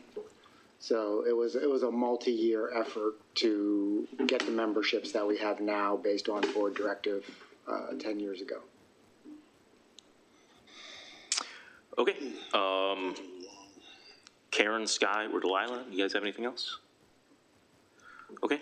I'll use my second turn speaking and just say, like, another reason I don't like 3 as proposed is that reducing the annual charge and reducing membership costs, the flip side of that is that it would involve reducing the quality and quantity of services that CA provides, and that's just kind of an inevitable outcome that I wouldn't want to pursue. Okay, so now we're going to go ahead and call the question. So the motion on the floor is Eric's motion to make 1, which is increasing community engagement through GIS, 2, develop the natural resource stewardship plan, 7, which is initiate the long-term capital plan, and a newly revised version of 3, which is to analyze opportunities to reduce membership costs and the annual to residents and the annual charge. Do you want to clarify the annual charge for residents or for residents and commercial businesses? Just annual charge. Across the board for Across everybody? the board. Okay. And again, you can look at both. Just a point of information, I believe our covenants say that we have to charge everybody equally, so it would just. Part of that analysis would have, maybe there's a split rate. So I just want to make sure that would be what would be proposed, that would be an option. So that, I just want to clarify. Okay, so Sky, how do you vote? Can you call on me later? Sure. Reg, how do you vote? I'm sorry. Yes. Karen? Yes. Eric? Yes. Well, Delilah? No. Bill? No. I am also a no. Sky? No. Okay, so now I would like to suggest that we go back to my original plan, which is to allow each board member to highlight the 1 additional goal that they would like to add to 1, 2, and 7. Are we okay with doing that? Okay, Bill, what What's the one additional one you would like to add? I'm going to smuggle on you. 5 or 6. I understand that 5 would be probably, everybody's hot on memberships, but I think 6, getting the economic analysis done and figure out why we have a $2 million structural deficit for a generation now is key to figuring out what we do in the future. Okay. Sky? I'll vote for number 6, and I have a comment. I'm really concerned about the economic future of Maryland with the layoffs, the firings, and everything else. Will that be built into number 6 as well? Looking at that? Okay. I'll vote for number 6. Okay. Delilah? I also support number 6. Okay. Karen, and please keep in mind that, the board has already voted against 3, so you might want to choose a different one. I wasn't going to choose 3. Okay. I don't like 6 either, though. I'm not a fan of 6. Yeah, but which would be your preferred one to include? If you have to choose one more, which we do have to choose one more. Well, I like 3 as it's written then. That's my only other choice. Okay. We voted against Eric's amended. We did not vote for what's specifically on the page. Sure. Eric? I agree with Karen. I think we had this goal, we had 3 last year. It was a long-term goal. I'm not sure why we're getting rid of a long-term goal that we passed last year. It was designed to be a multi-year goal, and after 1 year, it's like, okay, we're getting rid of it for some reason. So I don't understand why we're getting rid of a multi-year goal that this board passed last year. And I'm also kind of confused why we're so allergic to trying to reduce resident costs. I mean, about an hour from now, we're going to hear that we beat budget by, what, $6 million? Okay, Eric, we'll get to that. I got it. Number 3. Reg? I thought I got 3 minutes. We're just doing a quick around the room up here. Reg? 3. Okay. Can I make a suggestion that what we do, because it sounds to me like there are 4 people in this room, Bill, Reg, Eric, and Karen, that would like number 5, could agree to vote for number 5 as the 4th goal. And if that's the case, that would be a majority. It's not what I would prefer. My preference would be the governance. But I think that's the simplest way to actually get to a majority consensus right now. So, but now I'm going to open it up for a motion. I'm so confused. Nobody knows what to do. May I suggest? I can do it. I'd like to move that we choose for our goals for the year, items 1, 2, 5, and 7. Okay. And if you want to give a quick snippet of each one of those are, that's fine, but 1, 2, 5, and 7. I second it.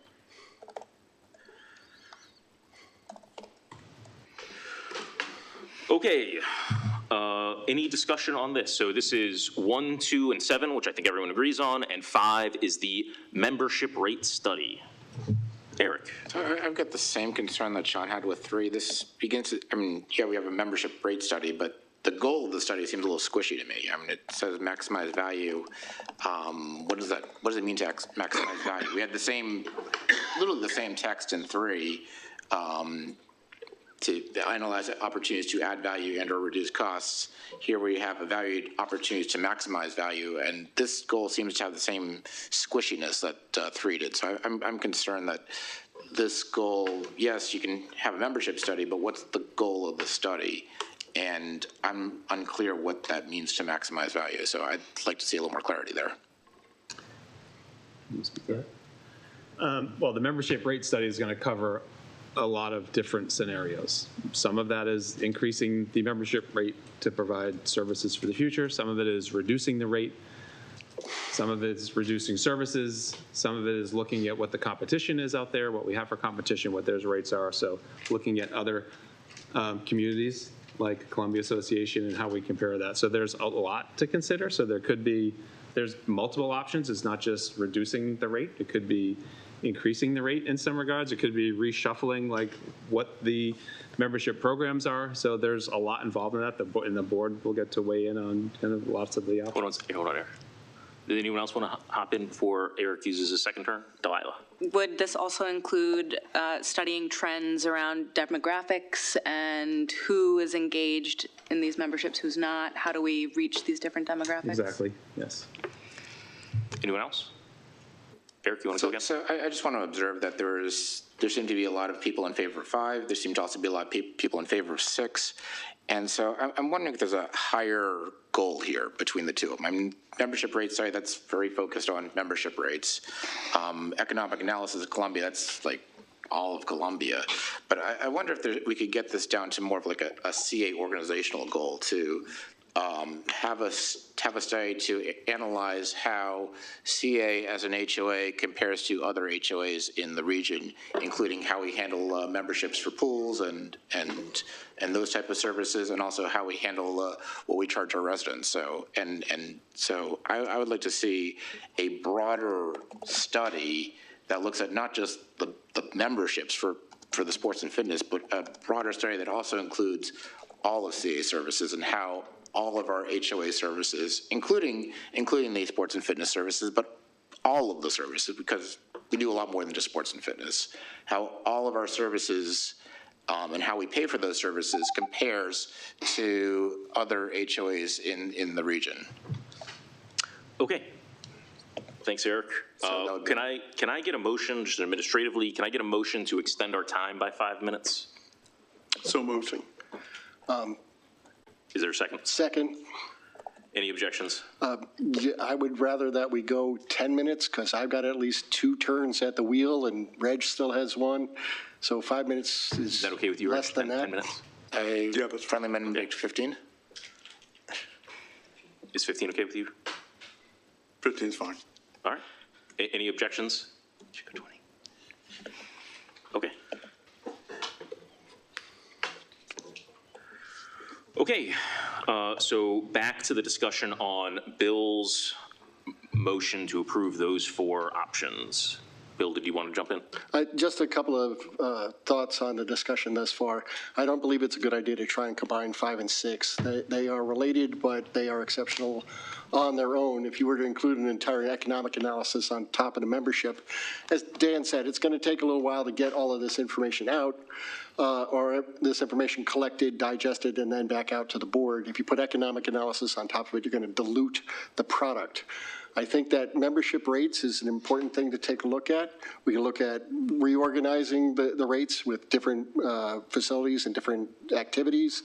We can look at different rate structures. I know that 25 years ago, if you lived outside of Columbia, you had to buy the full-on package plan. You couldn't buy a pool membership. We could look at, if you live outside Columbia, you got to buy fit and play. You can't buy a play membership. I'm not saying it's the right thing to do or the wrong thing to do, but it's a real thing to study and to figure out what the effects would be. And it's that kind of analysis that we lack here, that we need the consultant horsepower of people who know what's going on to make that happen. So if the motion is 1, 2, 5, and 7, I strongly endorse 5. I do not want to drag 6 into it by inference.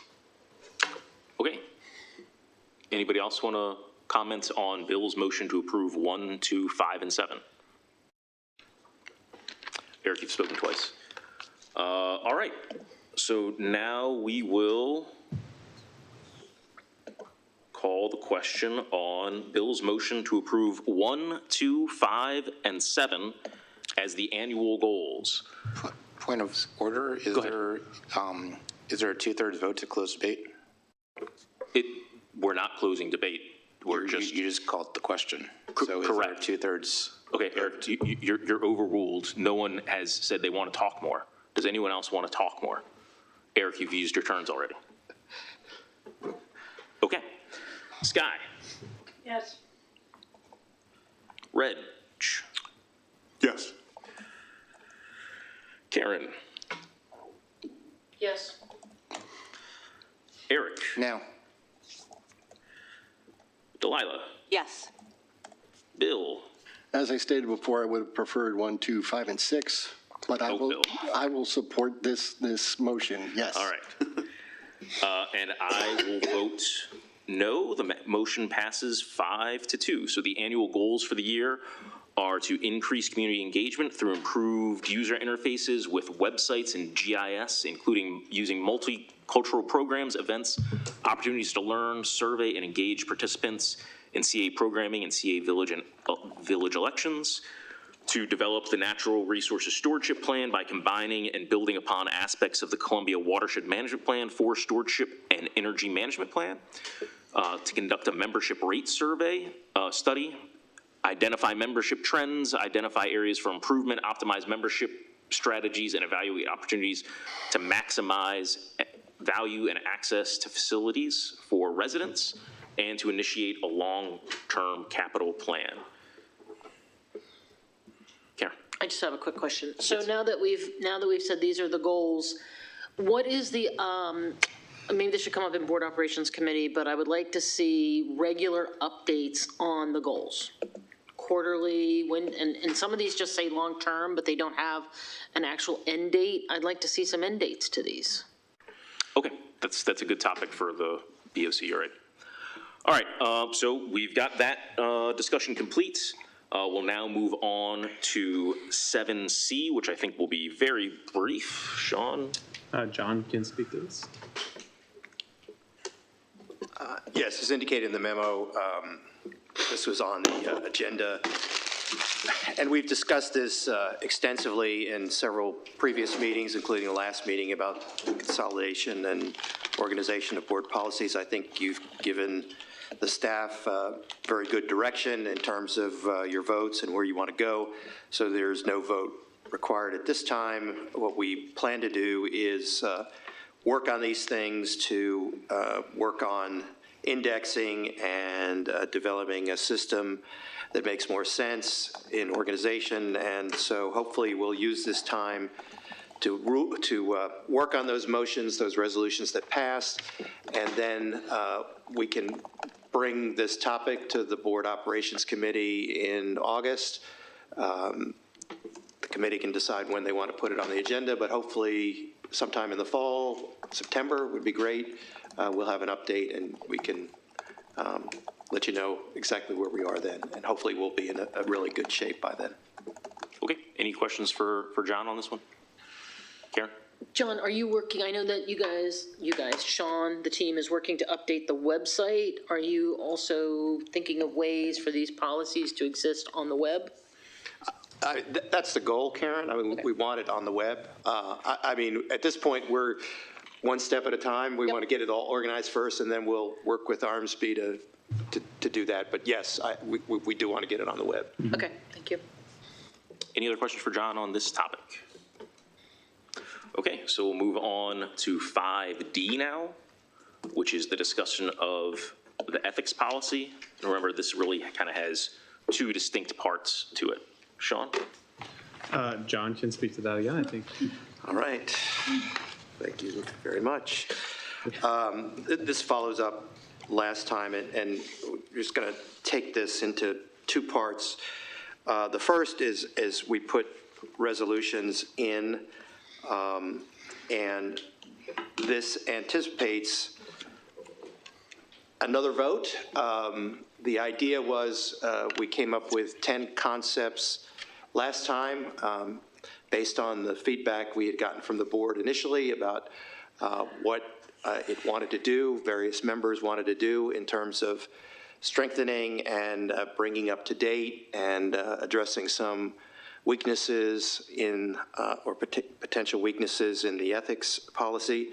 We presented those concepts last time. For 5 of those, I thought we had pretty solid consensus on things that were agreed upon, if not unanimously, pretty close.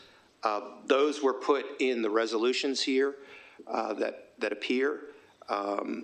Now, they could be subject to change, but what we anticipate doing for those resolutions is they're not final.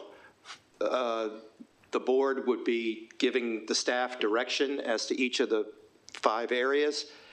The staff would then go back to amend or propose amendments to the actual Code of Ethics and Business Policy, and then the board will have a vote on those changes. So to the extent that people are,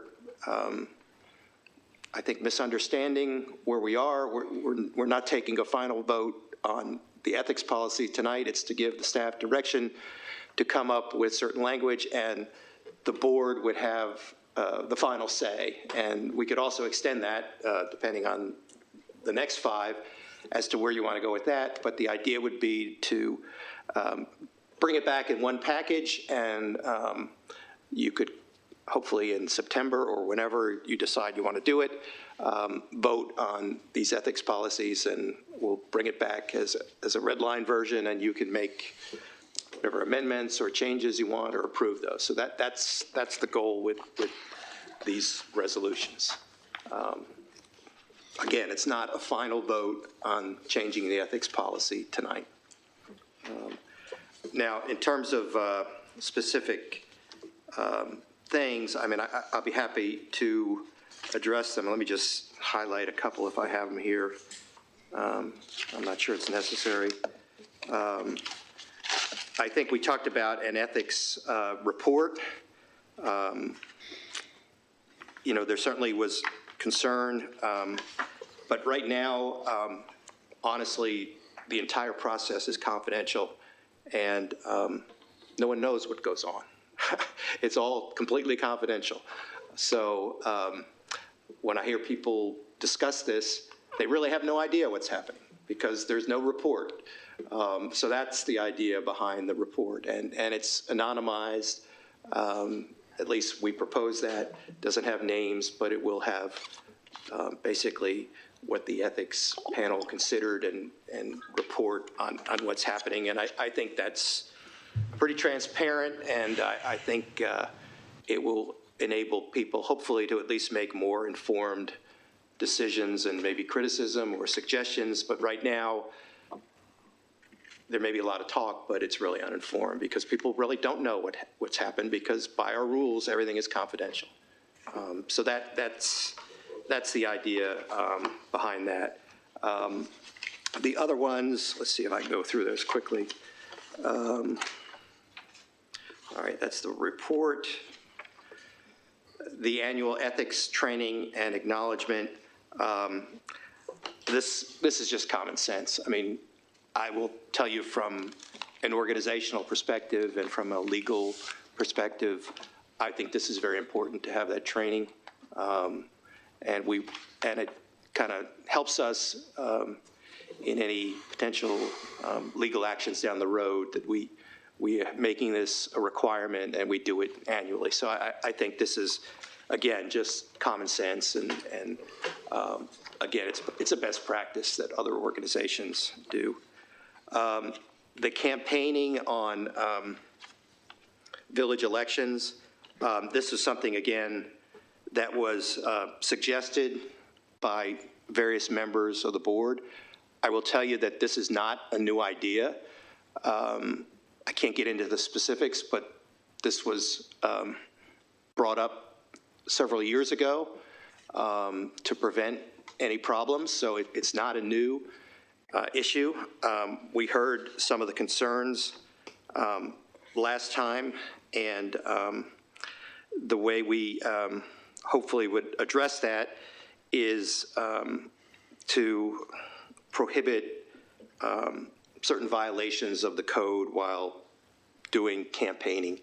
And there was some concern that when the board is, or members of the board are going to other villages and saying derogatory things about other board members, that is not appropriate for a board, a corporate board that is supposed to speak with one voice. And I will say this, and I said it when we had our little get-together last week among the various village managers, it's important to note that CA is a corporation. It's a corporate board. It's not a government. It's not a city council. The standards are much different. And so when we're looking at some of these things, we're looking with that in mind. We're looking at fulfilling the board members' fiduciary duties and doing what we have to do legally to best protect the organization. That's where that comes from. Obviously, if the board decides it doesn't want to or doesn't want to prohibit campaigning, I mean, that's your call. These were just based on feedback we had gotten from various board members who suggested this. So that's why that is included in there. We were asked to come up with certain things, and that's what we did. We listened to concerns and tried to think of the best way to address that, and that's how we came up with that. We have a flow chart. I think that's really pretty explanatory, just to explain the process again, in the interest of transparency and to show the public, how this works. And then ethics investigation deadlines and notifications. The process now, I think one of the little gaps is there are not really deadlines to do things. Doesn't mean that if it says 60 days or 30 days, that we have to wait till the 31st day. I mean, we can do it quicker, but I think it's in everyone's best interest if they are, or a complaint is brought to act expeditiously, both for the complainant and for the person who might be the subject, to know that these things will be done and they'll have a resolution quickly. So that was the resolutions, and you'll notice in all, the final sentence reads, all proposed revisions will be subject to review and approval by the Board of Directors. Again, that is, this is to give the staff direction. That's all that says. We'll come back and you'll vote. So that's where I'm coming from with those. All right, thanks, John. So to get things started, could we get a motion to approve, just get the conversation started, motion to approve the 5 resolutions in the packet? Okay. Does someone want to make an alternate? I so move. Okay. Sky has moved to approve the 5 resolutions in the packet. Is there a second? Okay. Is there an alternate motion someone wants to make? Eric? I motion to table the whole thing. Okay. I'll second that.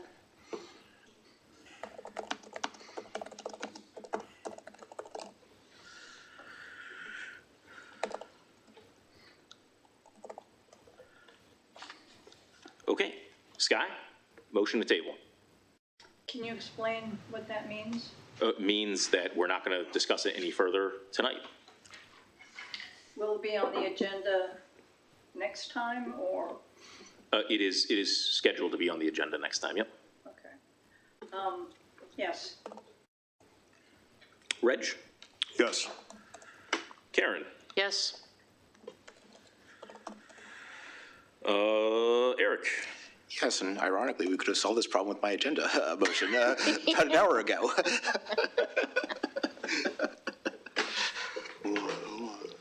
Delilah? No. Bill?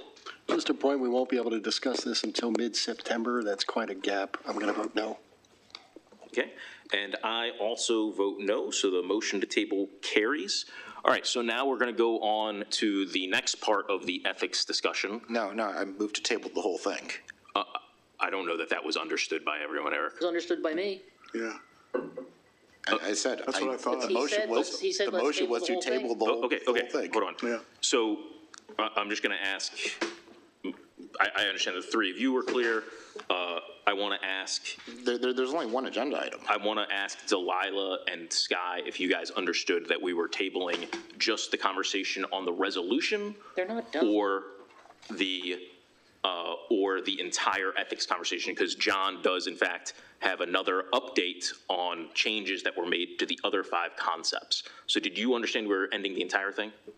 I thought it was only on the 5 resolutions. Okay. And Delilah, how about you? I knew that it was going to move this conversation to the whole next meeting, and I voted no for Oh, you voted no, I'm sorry. Okay. I'm going to make a motion to reconsider the last vote. I'll retract my motion. Let's hear from John. Okay. Thank you, Eric. Okay, so we're not going to vote on the resolutions tonight, but John, you had a second part to this update. Okay, these were the ones that the thought, based on the last meeting, that would require a little more discussion. We did take into account the comments that were made and tried to address some of those. Again, I don't want to repeat everything that's in the memo, but it is to come up with best practices in a corporate setting to ensure transparency. There was concern expressed, again, based on various board members, about whether a habitual ethics violator is appropriate to be a member of the board. Now, we can work that in various ways. We can have the board determine that. The way it reads here is determined by the ethics panel, which is an independent panel.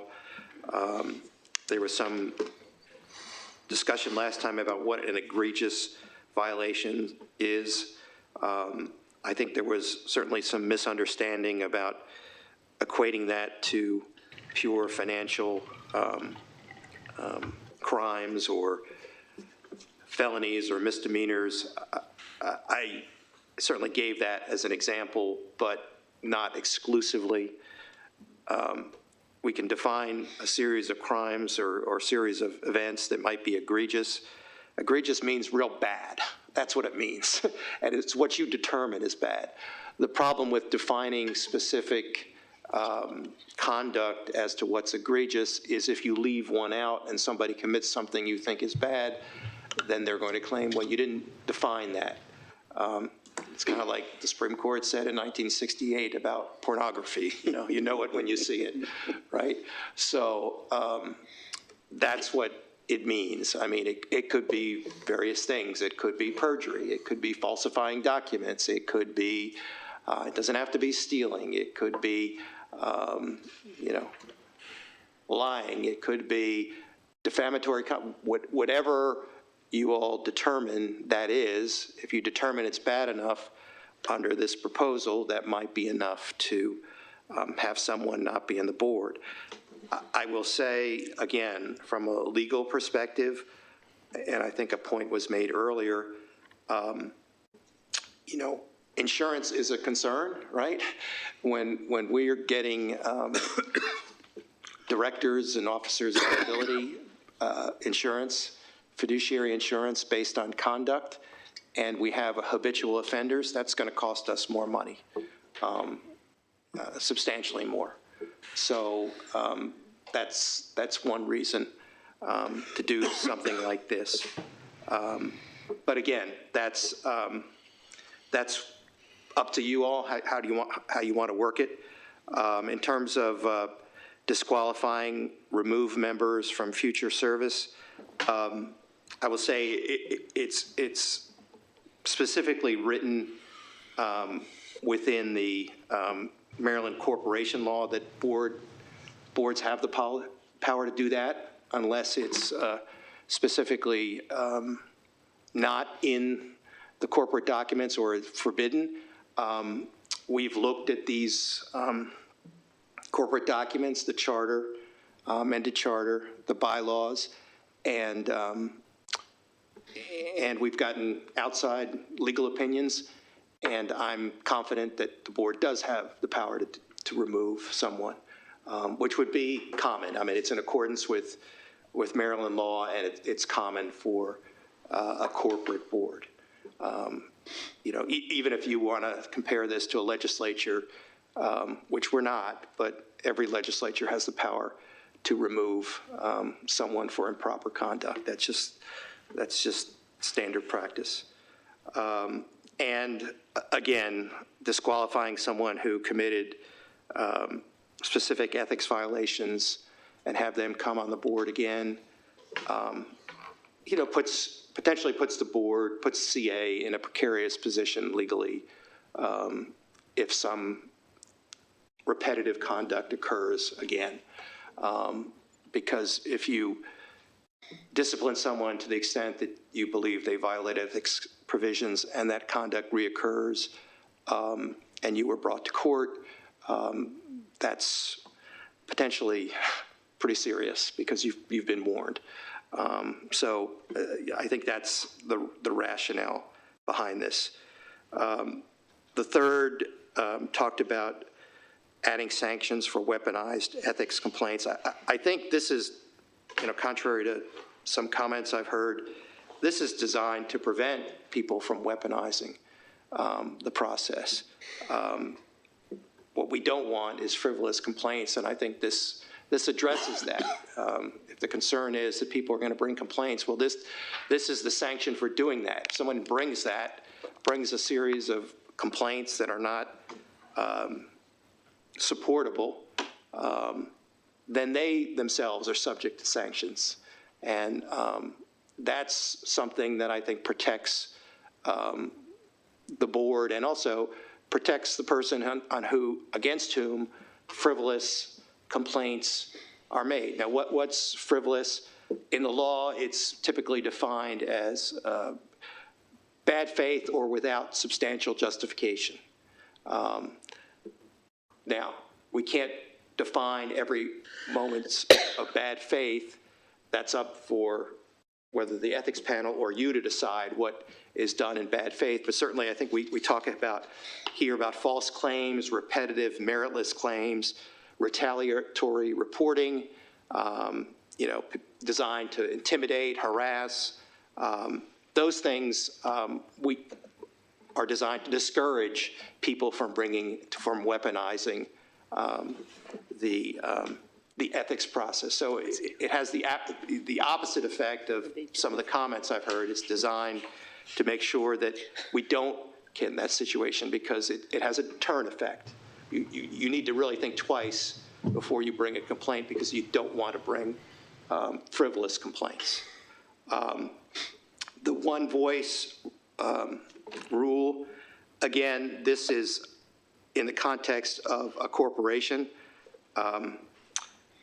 We're a private corporation, and I understand it's, that people have different feelings, but honestly, there's no First Amendment protections in a private corporation. The First Amendment pertains to government speech, regulation by the government. We're not a government, so the First Amendment really isn't applicable here, okay? In a corporation, you all as board members have a fiduciary duty to act in the best interest of the corporation. I think the genesis of this rule is that when the board makes a decision and it's continually attacked, once the decision is made, our ethics policies say you're supposed to speak with one voice. That doesn't prohibit you, you make your case, but every time you go out and you're attacking a board decision, certainly a very credible argument can be made that you're not acting in accordance with your fiduciary duties by speaking with one voice. And that's the genesis of that.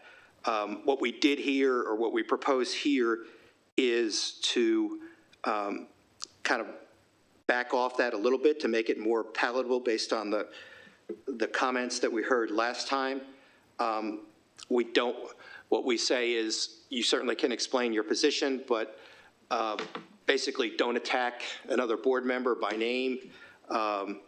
Identify when you're offering your own opinion and rather than a statement of fact. Don't criticize staff members or board members by name, and don't publish false or misleading information. That's the idea behind that. Again, all these things are based on things we've heard from you all, and that's the genesis of this. So if this is something you don't like, you make the decision. We'll go with what you think. And finally, the last one is the limit identification for ethical conduct, unethical conduct. This is, again, goes to exposure to the organization. And I understand the concern expressed that it will discourage people. I will say this, I think that the best way we can change this to bring it in court is just to basically parrot the law as it exists now. And that says that you cannot get indemnified under Corporation and Associations Article 2-418, where you committed an act in bad faith, or it was the result of active or deliberate dishonesty, or you received an improper personal benefit. So I think if we specifically wrote that in to the exceptions to the indemnification, that's in the law now. So we're not adding anything new. You have to follow it anyway. We're just spelling it out. That's black letter law in Maryland. So if you have an objection to that, then you're objecting to the law, because that's what it says. So I would suggest, in light of some of the comments last time, that we can go back and change that indemnification to that language and parrot the law. So those are the comments generally. We'll be happy to listen to whatever you have to say, and we'll take it from there. Okay, Eric, I'm going to call on you, but first, we want to extend our time by any bit. We only have 2 minutes left, and if people want to ask questions, we're going to need to extend the time. I plan on using 3. I'm sorry? I plan on using 3 at least. Right, so does someone want to make a motion to extend the time here? I'll make the motion to extend the time. By how long, Eric? By 10 minutes. Okay. I'll second it. Any objections? Okay, August, Eric, go ahead. So we've heard a lot. So in the key themes piece under the memorandum, we have 2 key themes. We've got transparency and we've got accountability. And we've heard certainly a lot about the accountability. We haven't heard so much about the transparency. And the 2 things that I see lacking from the transparency aspect is, one, we need to actually have the Ethics Committee charter published online. And that's just the most basic thing. I can't find it online. That's just something that we should do. If we need to make a motion or a resolution, we should do that. But at the very least, the Ethics Committee charter needs to be online. The second thing about transparency, and this is probably a bigger lift, is I recall at a previous meeting, we actually repealed our old transparency policy. So the question is, given that, what's our current transparency policy? What is the CA transparency policy today? If we don't have one, then we need one. And it should probably be based somewhat on the one we repealed. If we do have one, that should be published online, because that's what a transparency policy would require. It would require itself to be transparent, at the very least. So I would like to know, what is the state of our transparency policy? And lastly, you talked about insurance, and you're trying to parrot the law. It'd probably just be simpler to say in compliance with Maryland law, just so that when the law varies or when the law changes, then the policy automatically changes with the law. Just refer to it. That's just that'd be a simple change. And finally. You mentioned that we're a private organization. Yes, that's true. We're a private organization. But the purpose of this private organization is to benefit the community of Columbia, and let's not forget that. So, thank you.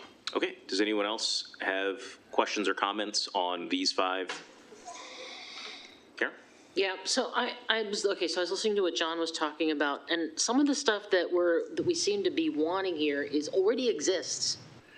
We already signed a conflict of interest. The one thing that I had a question about was, well, it's about the resolutions, I will ask that later, but we already signed a conflict of interest. We already understand what our duties are, our duties of obedience, our duty of loyalty, our duty of care. I'm not sure that these things do anything. If we're following the HOA Act the way we're supposed to, we're following the Maryland HOA Act, and we're in compliance, duty of care, make sure, duty of loyalty. Is it loyalty, John? Where you want to make sure that the corporation is following all the laws and is in compliance with all of the laws and all that kind of stuff. That's one of our 3 duties, right? So I feel like that's already out there. I want to talk about egregious. egregious is very subjective. You know, if I have a conflict of interest, I think that's egregious. If I'm making money off the corporation because of my position on the board, I think that's egregious. But some of the ethics complaints that I've seen are not for egregious behavior, and they end up getting dismissed. And because there's nothing to see here, and there's no investigation needed. So I don't understand what we're trying to do with these things. It just seems weird to me. I like Eric's idea that we just write that we'll be in compliance with the law. What does our D&O insurance say? Our D&O insurance violates the law now, the way it's written. So if I do something for which it's egregious and I need to be removed from the board, I would think our D&O insurance would already say it doesn't cover me for that. I can't imagine that we have a policy that says, well, we'll cover them for anything, we don't care.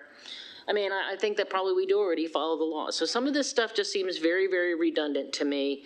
And so, and very subjective. And the speak with one voice. So we are an HOA. We do everything in public. We come to these meetings, the meetings get recorded, everything we do is publicized. So to speak with one voice, if a board member votes one way, and I write about that in my newsletter, that's not me speaking with a different voice, that's me saying what happened.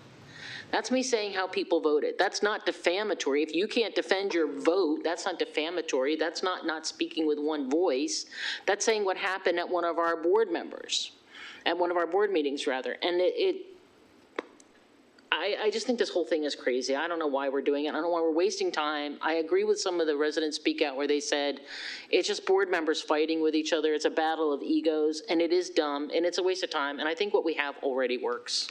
So Karen, you're kind of fine there until the end, but you kind of skirted our civility there at the end.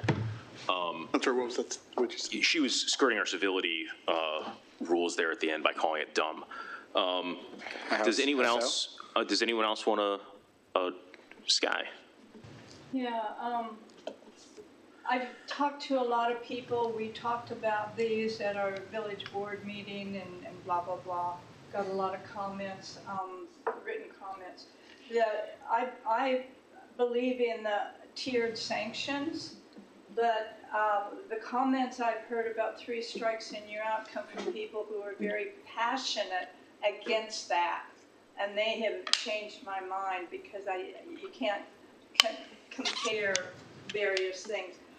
One question that some people had was the frivolous and weaponized ethics complaints. We all can submit a complaint, but so can the residents. And what if a resident continues to submit frivolous complaints? Is there anything we can do about it? Well, I mean, that's a good point, and we could write that. I mean, right now, the board doesn't have control over residents, right? We can't tell them what to say and what not. I mean, we have civility principles. You certainly, I think, broadly under the civility principles that we have in the ethics code, if someone were to bring a series of frivolous complaints, I think the board could act and declare those out of order. But I mean, one thing we could do potentially is something the courts do and having been on the court, I can tell you that we have people who are habitual lawsuit filers. And when we got that, what we would do would be to enter an order saying that any suit they have to file has to be approved by the board or a judge before they do that, because some people get their kicks filing lawsuits. So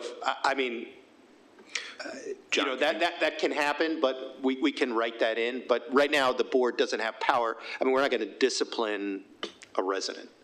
Great. Bill, Reg, or Delilah, did you want to get in here? Yeah, I got a couple of things. Okay. On the 3 strikes and you're out, I had mentioned egregiousness and persistence at our last meeting. I believe that rather than a 3 strikes and you're out, I think it would be better said that if the ethics panel independently has made well, first of all, I think we need at least a a basic flow chart here for discussion only so that we have an idea of what our ethics process is when we're talking about these things. If the ethics panel, who are all experts in the field of ethics, were to take a look at a complaint filed, find that there was grounds for an investigation to go forward, an investigative unit would be hired on, provide findings to the panel, who would then make a recommendation to the board, which would take that entire body of work and decide on the finality of all this. There are many, many steps involved here. I think that if we have somebody who persistently violates the code of conduct, persistently engages in self-dealing, persistently does violations of the ethics policy, of the code of conduct, of the ethics work that we have here, I think that by the time you get to the third or fourth, that should trigger from the findings and the ethics panel, if the recommendation is to take action, to say, this is the third or fourth time that this has happened, and the board not only has to decide on this matter, but also has to decide on the matter of persistence, that this is a recurring issue, that this is not a one-off, that this is a pattern, and to make a decision on what that pattern means. I think that's important.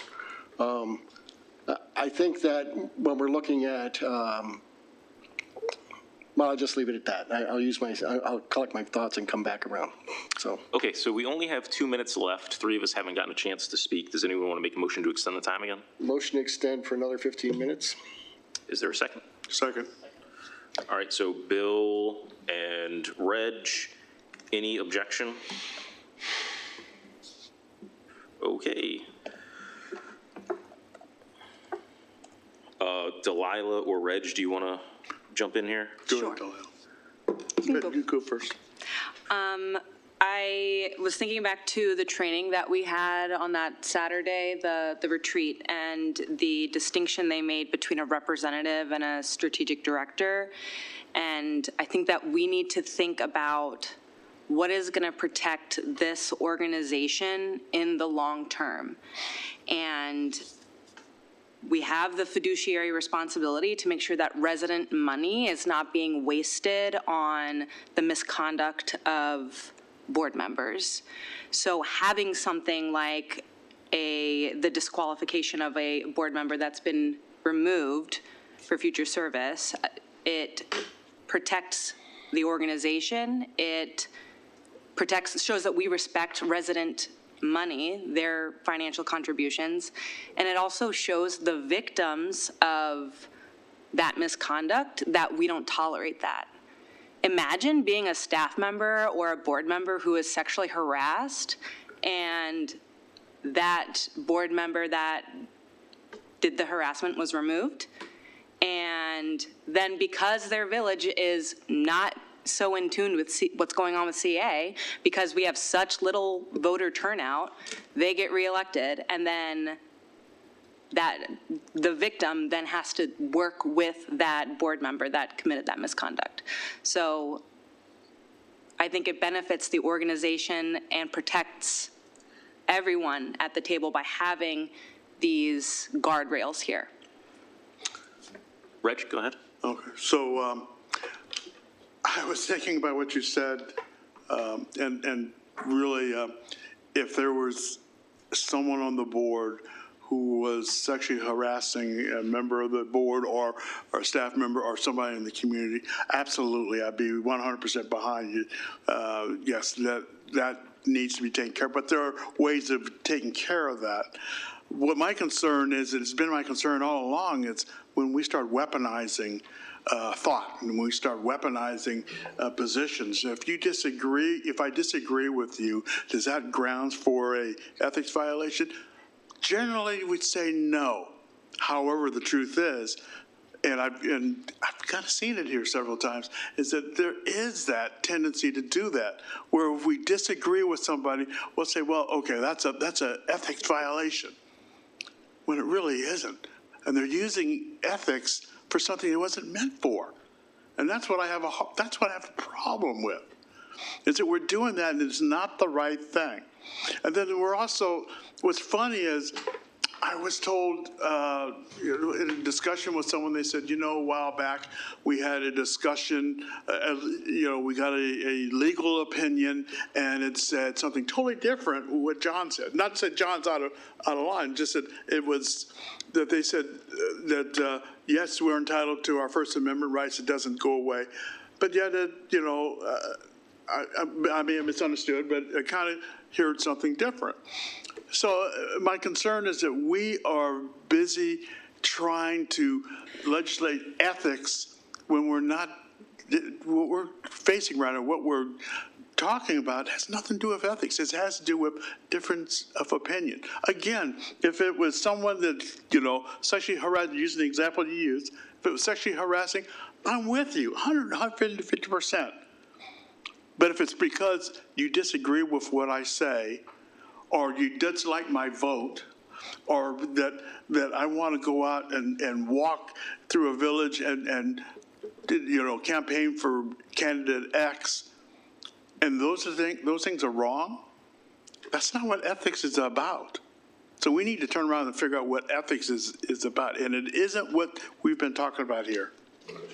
Karen, I saw you come off mute. Did that mean you wanted to? Yeah, I wanted to respond. So this will be your second turn. Yeah, that's totally fine.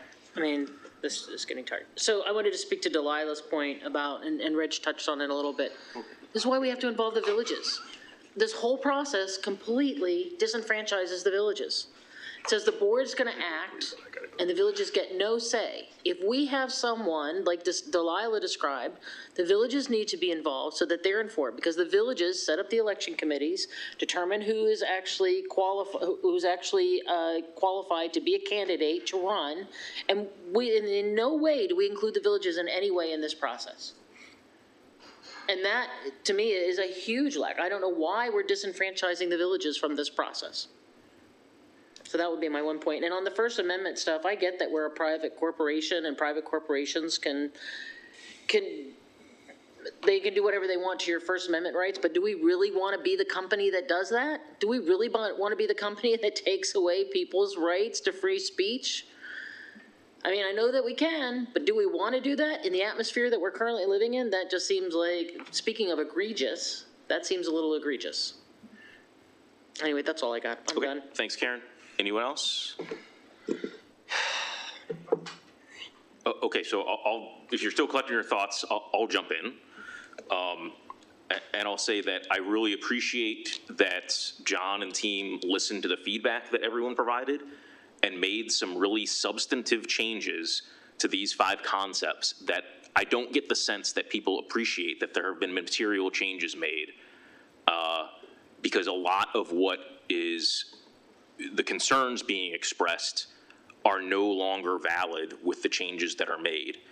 Specifically, the idea that it will inhibit our ability to communicate with residents about our views when they disagree, because that has been removed, and it now explicitly says that board members can explain his or her position on topics, right? So if you disagree, you can go ahead and tell people you disagree.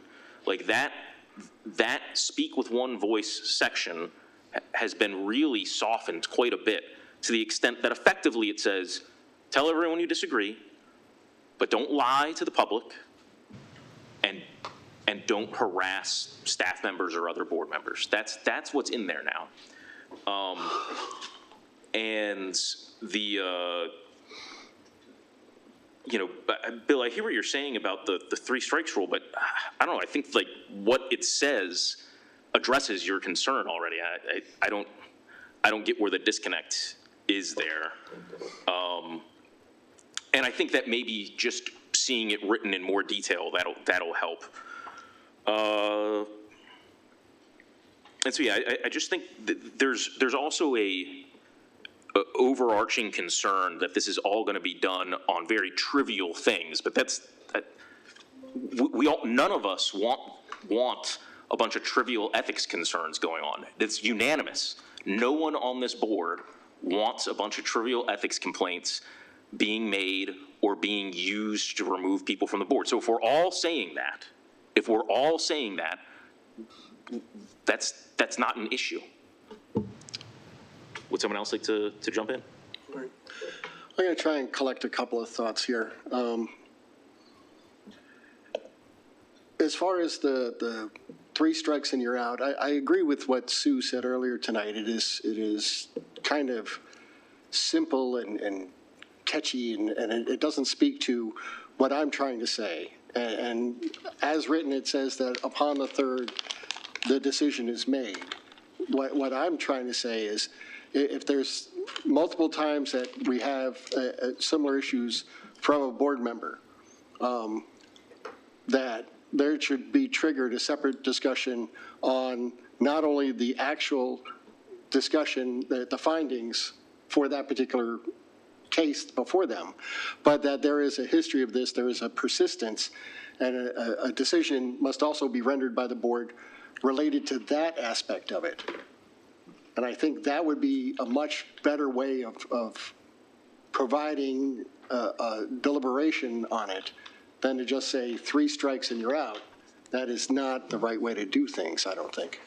Once again, I always go back to my, lifetime ban. I'd rather it be a 5-year ban, but that's where I am on it. I wanted to speak to what Reg was talking about because I sense an undertone here, and I don't think in my history on this board that we have ever had an ethics complaint filed, and certainly not one that was found to trigger findings based on speech or thought or votes. They were all on conduct or actions that I can recall, okay?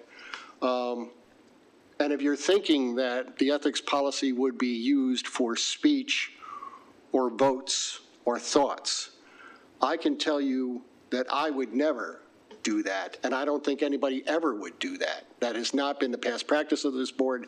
I don't see it going in that direction. And I'm concerned that there is this thought from my friends that this is part of what this ethics thing is about. It's about conduct. It's ethical conduct that is always the core here. It's not about thoughts or votes. And that's just where I'm coming from. I'm responding to what you said. Okay? Karen, I think that when you say that we're disenfranchising villages, we're disenfranchising a very small amount. We're talking about people who were found to have violated the conduct and banned from the board. That is a very rare occasion. That is not a common thing. We're not eliminating half the population of a village from being able to run. If someone was found to have engaged in ethical conduct so egregious, I'll use the word, that they are removed from the board, that is a very rare occasion. That is not what we're looking for. And I would challenge all of us at this table that if there is any concern about this, none of our villages have language in their own ethics policies that says that anybody convicted of a violent or financial crime is not eligible to run in our elections. All of us, in between now and the next time we meet, should have introduced that to all of our boards to write that and say, put that sentence in for your individual village board ethics policies. That it's not an issue for us, and they will self-police. Right now, nobody does it. If you think that it's a problem, take action with your board and have them write that letter that we have taken positive steps to put no violent criminal or financial conduct will be allowed to run in our village.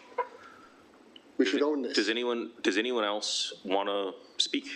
We already spoke twice, can we speak again? No. Eric, you want to speak? I just want to say we passed a perfectly good ethics policy 2 years ago.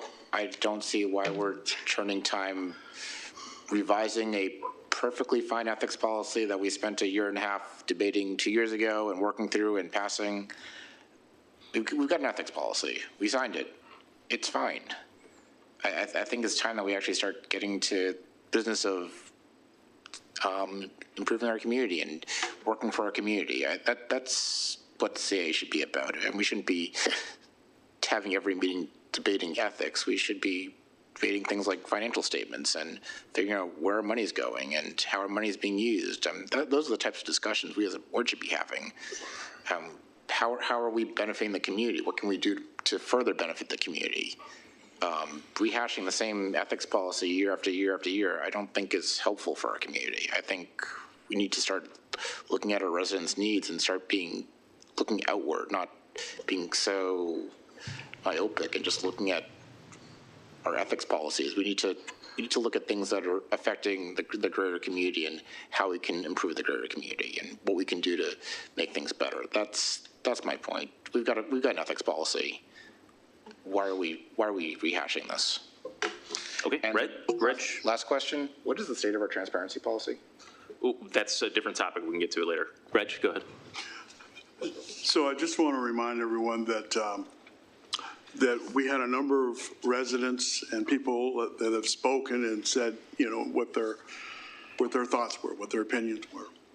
And I've been out there, like many of you have, and have spoken to residents and people that don't even live in my own village, but I've met them in, Wegmans or Lowe's or what have you, or Home Depot, and have stopped me, and because they recognize my picture, I look a little different, so they stop me and talk to me, and they tell me how they feel about it.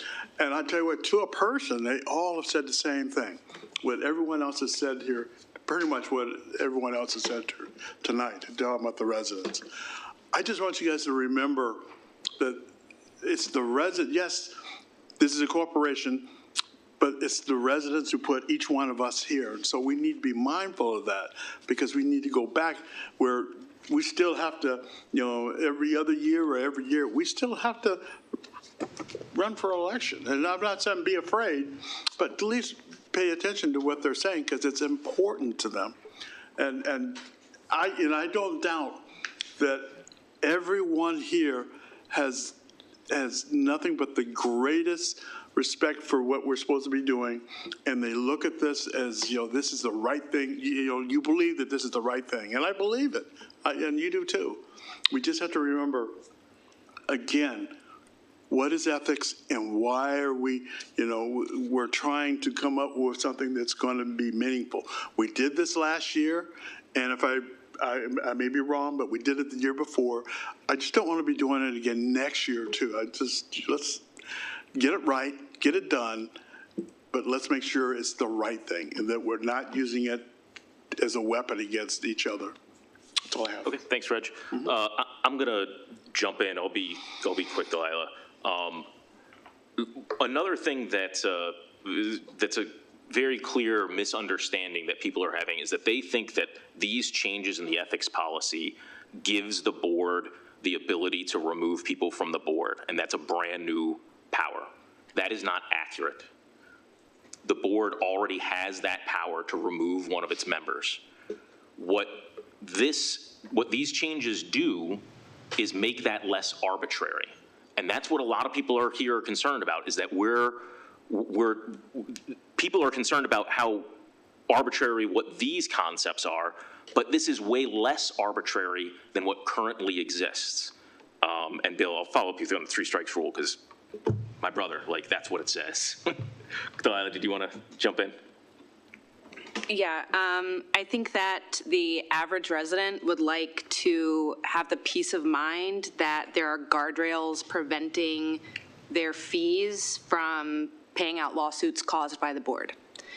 And I think this protects that from happening. I am wondering, John, is there a response to a lot of residents brought up it not being allowable for us to prevent removed folks from future service on the board? Do you have a response to that? Well, I mean, the board has inherent power to regulate itself. And so if, for example, the board decided that someone who did not have sufficient moral character or had a felony background, one of the requirements of the ethics code is that you're supposed to present a positive image of CA. I mean, we're out of time. That's certainly within the board's discretion to remove that person. John, if you could make this brief, because we are out of time on this one. That's all. Thanks. Okay. Okay. We are out of time on this, so we're going to move on. Thanks for the discussion. I really hope people read the revisions, because I think that addresses a lot of what was discussed tonight. We'll move on to 7E now, which if I can just kick it over to Sean and let Sean introduce himself. All right, well, we give you a brief introduction. Question, what's the next step on this? More discussion at the next meeting, or? That'll be up to the BOC. We'll get to that, Sky. Well, thank you, Chair.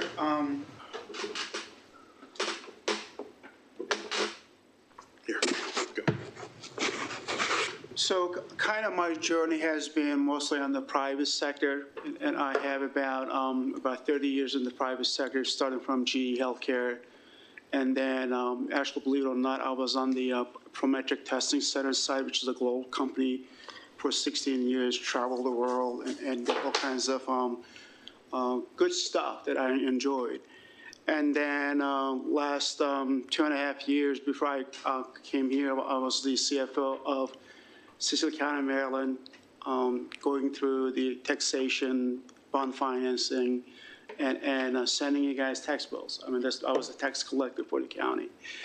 And then because of the election, my county executive lost the election. As a result, I was one of the eight of the 12 directors terminated by the incoming administration. And I ended up actually going to the Baltimore County Public Schools, where I worked 5 months. And I loved the job there. It was great purpose. And Delilah and I talked about the mission and the value add to the organization. But while I was working on getting a job, October, November timeframe, I was actually engaged by CA. I was in talks with them. And then once Susan decided to retire, this is a great organization to be part of. And I felt I had a lot more to offer to the organization in terms of my background, my experience. And really, at the end of the day, I am here to help the organization advance its goals. And that's my only sole objective. So any questions? Thanks, Sean. Can I get a motion to appoint Sean as the vice president of the corporation? So moved. I'll second it. Okay. Any discussion? Go ahead, Eric. Yeah, so I'd like to ask a couple questions. So I know you've only sort of been involved with CA for just a few weeks now. But based on what you've seen, financially, what do you think we're doing well, and what do you think you'd want to change? Eric, that's off topic. This is just an introduction. It's not a financial deep dive right now. I could ask that. It's off topic, Eric. He's the incoming CFO. It seems to be a reasonable topic. What do you think of Does our financial anyone have situation? any introductory questions for Sean? Why is that off topic? I mean, I'll ask it when we talk about financials. Karen? Yeah, Sean, is this your first time working with a board of directors? No, it's not. So in my role as a CFO of Assistant County, every Tuesday, I was on the administration side working with the county council. And every other Tuesday, we had a work session, as was a legislative session. So I am well into dealing with the council member board, as well as in my corporate life presentation to board members. And so I've been doing this for many, many years. Any other introductory questions for Sean? And just for, anyone out there that's watching, we all had a social event last week where we had an opportunity to talk with Sean in more depth. Karen? Yeah, I just want to say that everybody didn't get a chance. I was not introduced to Sean at the social event, so this is actually my first time meeting him. So, yeah, I'm really glad to meet you, Sean, and I'm glad that you're here. And I'm sorry that we didn't get introduced at the social event, because I would have really liked to have talked to you. Well, So by the time I get to you, you guys were gone. I Okay. had a chance to talk to you and Eric. Okay. I believe I met most of the directors. Did you have to introduce yourself to I everyone? went Okay, around and yeah. introduced myself, yeah. Thank So, you. yep. Okay, are there any objections to making this unanimous? Anyone object to appointing Sean as our vice president? Okay, so unanimous. All right, now, yes, congratulations. Thank you. Now we're gonna put you through the fire, man. Now we're on to new business and financial reports. Sean? Well, thank you, Chair, again. Really, this is Sean I'm talking about. I was going to hand it over to you. I'm glad Colin's gonna have to deal with that confusion and not me. So the first subject is the FY25 audited financials. As some of the board members know, we had on Tuesday audit committee meeting where we had SB and Company, our auditors came in, presented our audited financials to the committee. And in that presentation, there were two financial reports. One was our annual financial report, which is GAAP. And the second one was the 401k, which is a RISA, and which runs on a calendar year basis versus fiscal year. And I'll tell you, it was really impressive. They went through the feedback, and they couldn't talk. They couldn't be more impressed with the teams here. Not a single annual adjustment or adjusting entries, not a single ding, so to speak, if I can. And they were highly confident about the staff and praised the staff and how good the books and records were. And really, they were amazed the fact that this is probably one of the only organizations they have seen not a single adjustment. And so that goes to the quality of the staff. And again, kudos goes to Sean, Stephanie, obviously Susan and Lynn, and but also the quality of staff and books and records being really high quality. And so, so that really is, at the end of the day, they were really high on the organization and the quality of the staff and books. And I'm proud of the fact that I'm part of such an organization. Any questions on the financial audits? I mean, you have a copy of them, and they are in front of you. Eric, go ahead. Can I ask a question about the letter? Is it the financial audits letter? It's the July 18th letter from Sean, from the president. Can I ask a question about the letter? Is that allowed? Is it on the audit or on the financial report, quarterly financial report? This is referred to the financial report. Oh, then let's hold off on that. Okay. Any questions on the audit then? I think just as the chair of the audit committee, I just wanted to back up everything that Sean said. The auditors gave us an unqualified opinion, which is the highest possible opinion in the accounting world there. So kudos to the entire staff. I think that the greatest variance they found of all the transactions was somewhere on the order of $50. So, yeah, thank you. Pretty good for an organization our size. Both of them. Yeah. Great. Karen, you got a question about the audit? Yeah, I do, because Sean mentioned the 401k. I'm not trying to do scare tactics here, but I just read an article about private equity coming for 401ks, and I want to make sure that that our 401k doesn't have exorbitant fees, that the things that the employers are able to invest in don't have high fees. What are our fees on our 401k? Are they all less than 1%? I want to make sure it's not eating into people's returns. That's what I'm concerned about. Yeah, I think I don't have that information right now exactly, because I've been on with 3 weeks. Yeah. So, I think Stephanie might be chomping at the bit to address that. Yeah, we evaluate them on a quarterly basis. Okay. And we have flags and everything, and we actually changed out some of ours because they weren't performing well. We always make sure when we replace it, we're replacing it with a fund that doesn't have higher fees. So we are very cognizant of the fees that the employees are paying. Okay, good. So just for people online who probably couldn't hear, Stephanie, our treasurer, just said that they review all of that on a quarterly basis to make sure we're getting the most competitive rates. All right, any other questions on the audit? Okay, now we can go on to the financial reports. moving on to the, again, this is really the year-end report, even though it says Q4, it's just the year-end report for it. And you all have a copy of this book, if not, it's online for you. And the structure of the book, it goes through the consolidated P&L and then also has functional P&L, as well as there are some variances and large variance explanations by the major functions.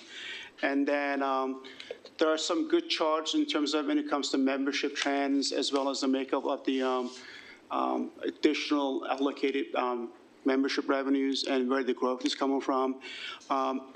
And then towards the end of it, you have the CIP projects listed for you and how much is approved, how much is already in play, what is left to go, and finishing it with that, the cash position of the organization.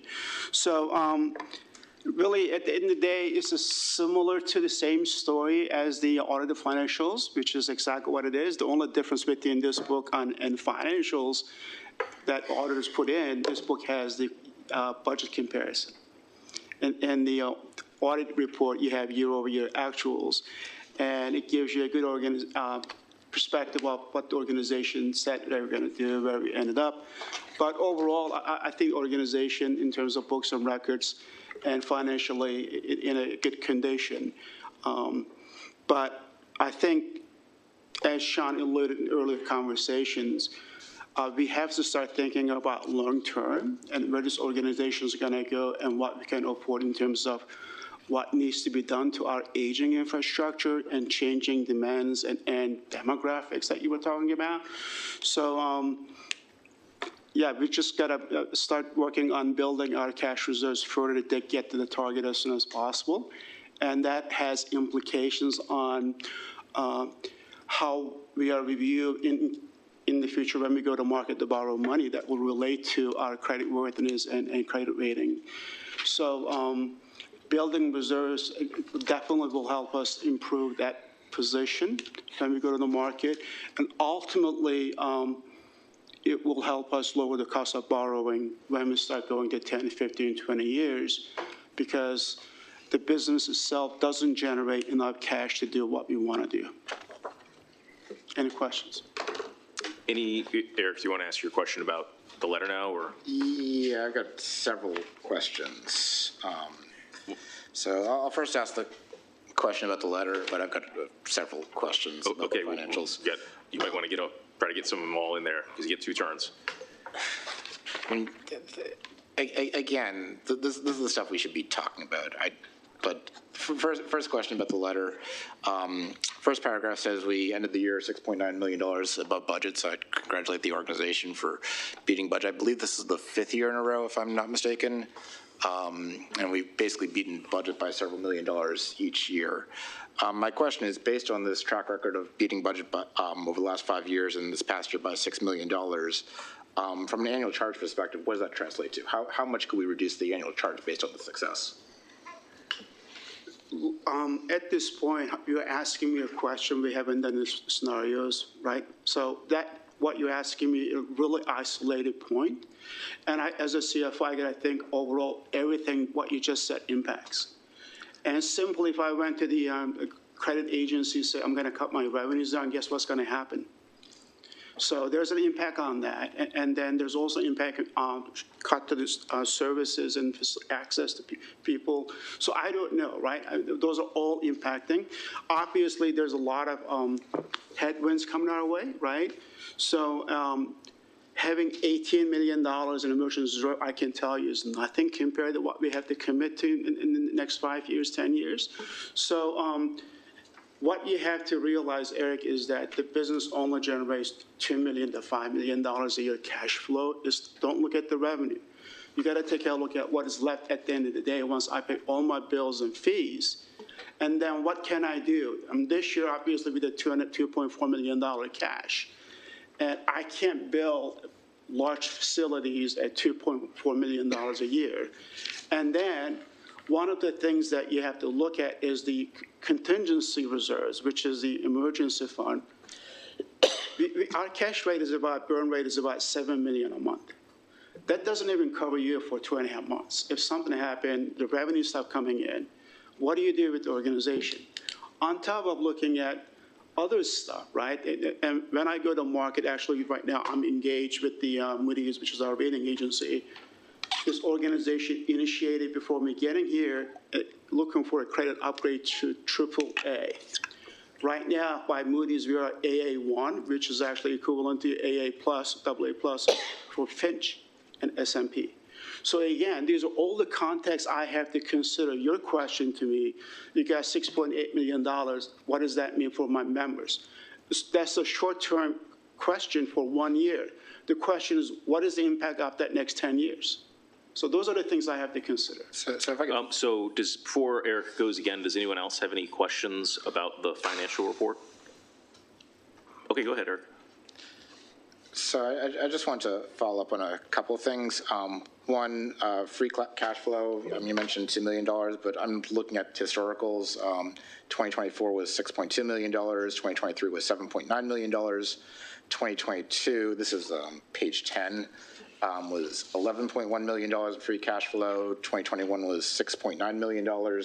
So looking back over the last 5 years, we've had a ton of free cash flow. And the second thing you mentioned was we need a lot of money to build big facilities. Or replace the existing agent, right? So again, that's where I haven't seen a report that says we need big facilities or big replacements. Maybe that's again, it's not big facilities, aging infrastructure. I just want to make sure records correct. But again, I've yet to see those reports as a board member. Absolutely, yeah. So that's probably in the goal to look at our infrastructure. But again, just looking at this, I see that between emergency cash reserves and cash equivalents, we've got $42 million with those two combined. But look at the liabilities I got to pay. I'm just looking at the cash. So the question I have is how much do we actually need? What's the goal? This board approved 18 million emergency. I am at 16, I'm not there yet. So we still need to put money in to get our target approved by the board, right? So that is yet to go. So, and then we got to start building funds for the future. If I don't have enough cash, guess what? I have to go to market and borrow more. I mean, this is at the end of the day what Sean talked earlier about the long-term planning. And what does the board of directors want to go? Where do you want to take the organization next 10 years, 15 years? Do you want aging facilities crumbling? What do you want to do? Again, I'm sort of operating blind. I don't have those reports in front of me. Understood, but I mean, you have to give the president a chance to go back and do the study, come back to you, and that way we'll give you some database as opposed to, I can't tell you what the 6.8 million is going to do just 1 year. And I do have one quick question. So hold on, does anyone else have any other, go ahead. Can I give my 3 minutes to Eric? I'll give him my 6 minutes. He can have both my turns. Go ahead and take Karen's first 3 minutes. Okay. So I do have a couple questions on capital. So if I look at page 11, I see the resident subsidy to the community programs and services. Basically, they cover a lot of the sports and fitness stuff. I see a resident subsidy of $1.89 million. But I also see this big block of capital expenditures of $14.5 million. So how much of that capital expenses, how much of that 14.5 is going to serve the community programs and services? Stephanie, you got to help me out, but I'm assuming a majority of that is going back to the villages and communities, what we are doing. No, but how much of the capital, the $14 million, goes to facilities that are in the community sports and community programs and services, so the sports and fitness facilities? I don't have information, but I'm more than happy to come back to you, yeah. The majority of that money is going back into the villages. Yeah. A lot of it was going through the pathways, the bridges, the top lots. Watersheds, yeah. The watershed management. Yeah. And things like that, along with the things that they did in the villages, like putting a new roof on Claret Hall and various things like that. Yeah, so I think it would. So for people, hold on, Eric. So for people that couldn't hear Stephanie, the answer was that the majority of that capital money is going to, I think, open space infrastructure, pathways and such, as well as village facilities. Is that accurate? Okay. So I think what would help me as a board member is to break this down. Sure. So if we can break this big red blocks down into where it's going, I think that'd be very helpful. Absolutely could do that, yep. Okay, so does anyone else? Did he use 3 full minutes? That was a turn speaking. Does anyone else want to hop in before we let Eric take Karen's second turn? Okay, so I'll hop in and just say, like, you're really showing your value to the organization already. Like, I think that the board, doesn't necessarily have a great understanding of a lot of financial, we don't all have a lot of financial acumen, right? I certainly don't. And we get confused, or certain board members get confused about different concepts like beating a budget or having a consistent cash surplus, and different basic things like that. And we don't always think long-term about, hey, not only are cash reserves helping us for an emergency, they're also making us more attractive for long-term borrowing or short-term borrowing, which all enables us to spread our dollars further and do more for the community with less money. So I really appreciate that, that insight. And I would like the board to endeavor to maybe learn a little bit more about what a CFO does. It's not just accounting, it's making sure that your money is being spent and can stretch the farthest. Okay, does anyone, before Eric goes again, takes Karen's second turn, does anyone else want to hop in? I'd like to hear Eric finish up before I say anything. Well, you might not have time, Bill. For the record, I do analysis for my day job, so I wouldn't say I'm completely in the dark, if that's what you're implying. It wasn't. Okay, just checking. So the other question I have was on the capital. So I see for the FY25, that's this past year that just finished, we concluded with $14.5 million in capital expenditures. When I read the quarterly report, that's actually $1.5 million above the $13 million budget for FY25. And when I looked at the quarterly report from quarter 3, we estimated $13 million for capital expenditures for FY25. So the question I have is what happened in quarter 4 that went from a $13 million capital expense estimate to a $14.5 million expense? Yeah, look, these are, with the CIPs, you're constantly spending, work in process, right? So as the business happens and there's completion, invoices keep coming in, and you could do the best estimate you can in terms of what is pending out there, but you can't stop that's happening in the field. You can't stop the building, the payment, and all that stuff. As they come in, you have to pay it. And obviously, at the time, they estimated, forecasted 13.5. When the actual invoices came in, it was 14 million. I guess the question I'm driving at is, we had a budget of 13 million and we exceed that by 1.5. What caused that overage? Well, I don't have the exact project, but I'm telling you the process I'm doing, right? Obviously, that doesn't happen in a vacuum, right? So there's management oversight, manager approval, there's every CIP comes in and looked at it. As a CFO, I'm gonna sign every one of them. And that would have been the process. It was mission critical for organization to let that project complete so the citizens could enjoy the benefit of building an asset, right?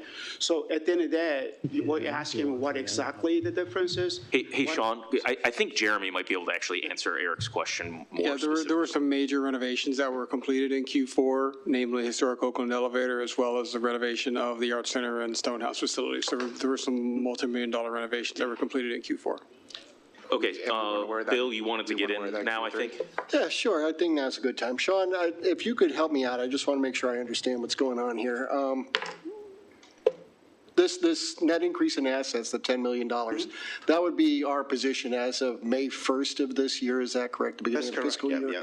So in between May 1st and July 1st, the only income we have coming in at that time would be largely our membership fees and some various other smaller contributions. Correct. Did you say that our burn rate is about $7 million a month? Is that correct? So, yeah, on an average, about $7 million roughly. Yeah, that's correct. Average. So if we had $10 million on May 1st and we got through May 1st to June 1st, we're about $7 million down on that $10 million. That's correct. We got some money coming in, but not assessment share money yet. That's correct. I mean, that's 10 days right. Cash. Yeah. Then we get through the month of June. We got to hire all the lifeguards. We got to do the Juneteenth. We got to do the 4th of July.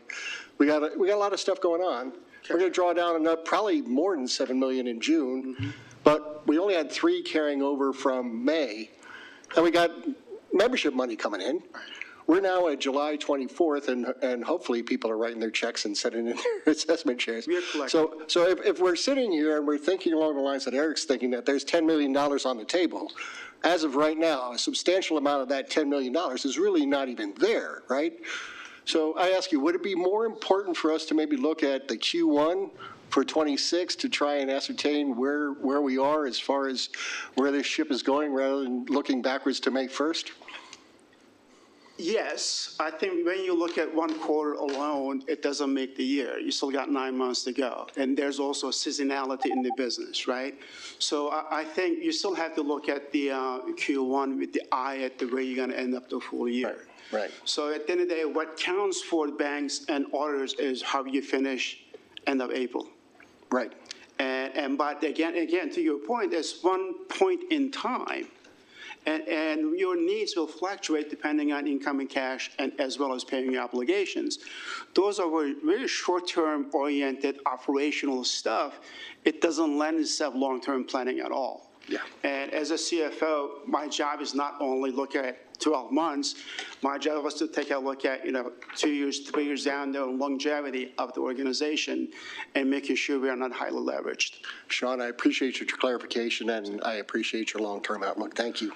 Okay, so we're out of time on this agenda item. We're going to move on. Oh, and if anyone has further questions, by all means, put them into the board spreadsheet, smart sheet app. We'll move on to questions only now. So, any questions on the president's report? So, yeah, question, and this is basically something that someone alerted me on social media. So, a resident alerted me to the fact that CA signed an MOU with the county. Could you discuss what's in that MOU and how much that would potentially cost CA? There's no cost to CA, but Jeremy can explain in more detail what the MOU entailed. It was a nice event with the county. Yeah, thanks, Eric. So the MOU essentially formalizes collaboration and strategic planning coordination with Howard County around sustainability initiatives. So making sure that we're effectively engaging our shared community and leveraging our sort of parallel programming around clean energy, energy efficiency, watershed, forestry, tree canopy, invasives, making sure we're working together on these programs to most effectively serve the community. So that's the overall goal of the MOU. Thanks. Any other question? Did you have a question, Rich? Yeah, I'm not even sure this is at the right spot, but one of the residents asked me about how we're coming with dealing with the deer population. Is that Jeremy? Sorry to ask it. I know it's. It's okay. So we are continuing our coordination with Howard County on their deer management program.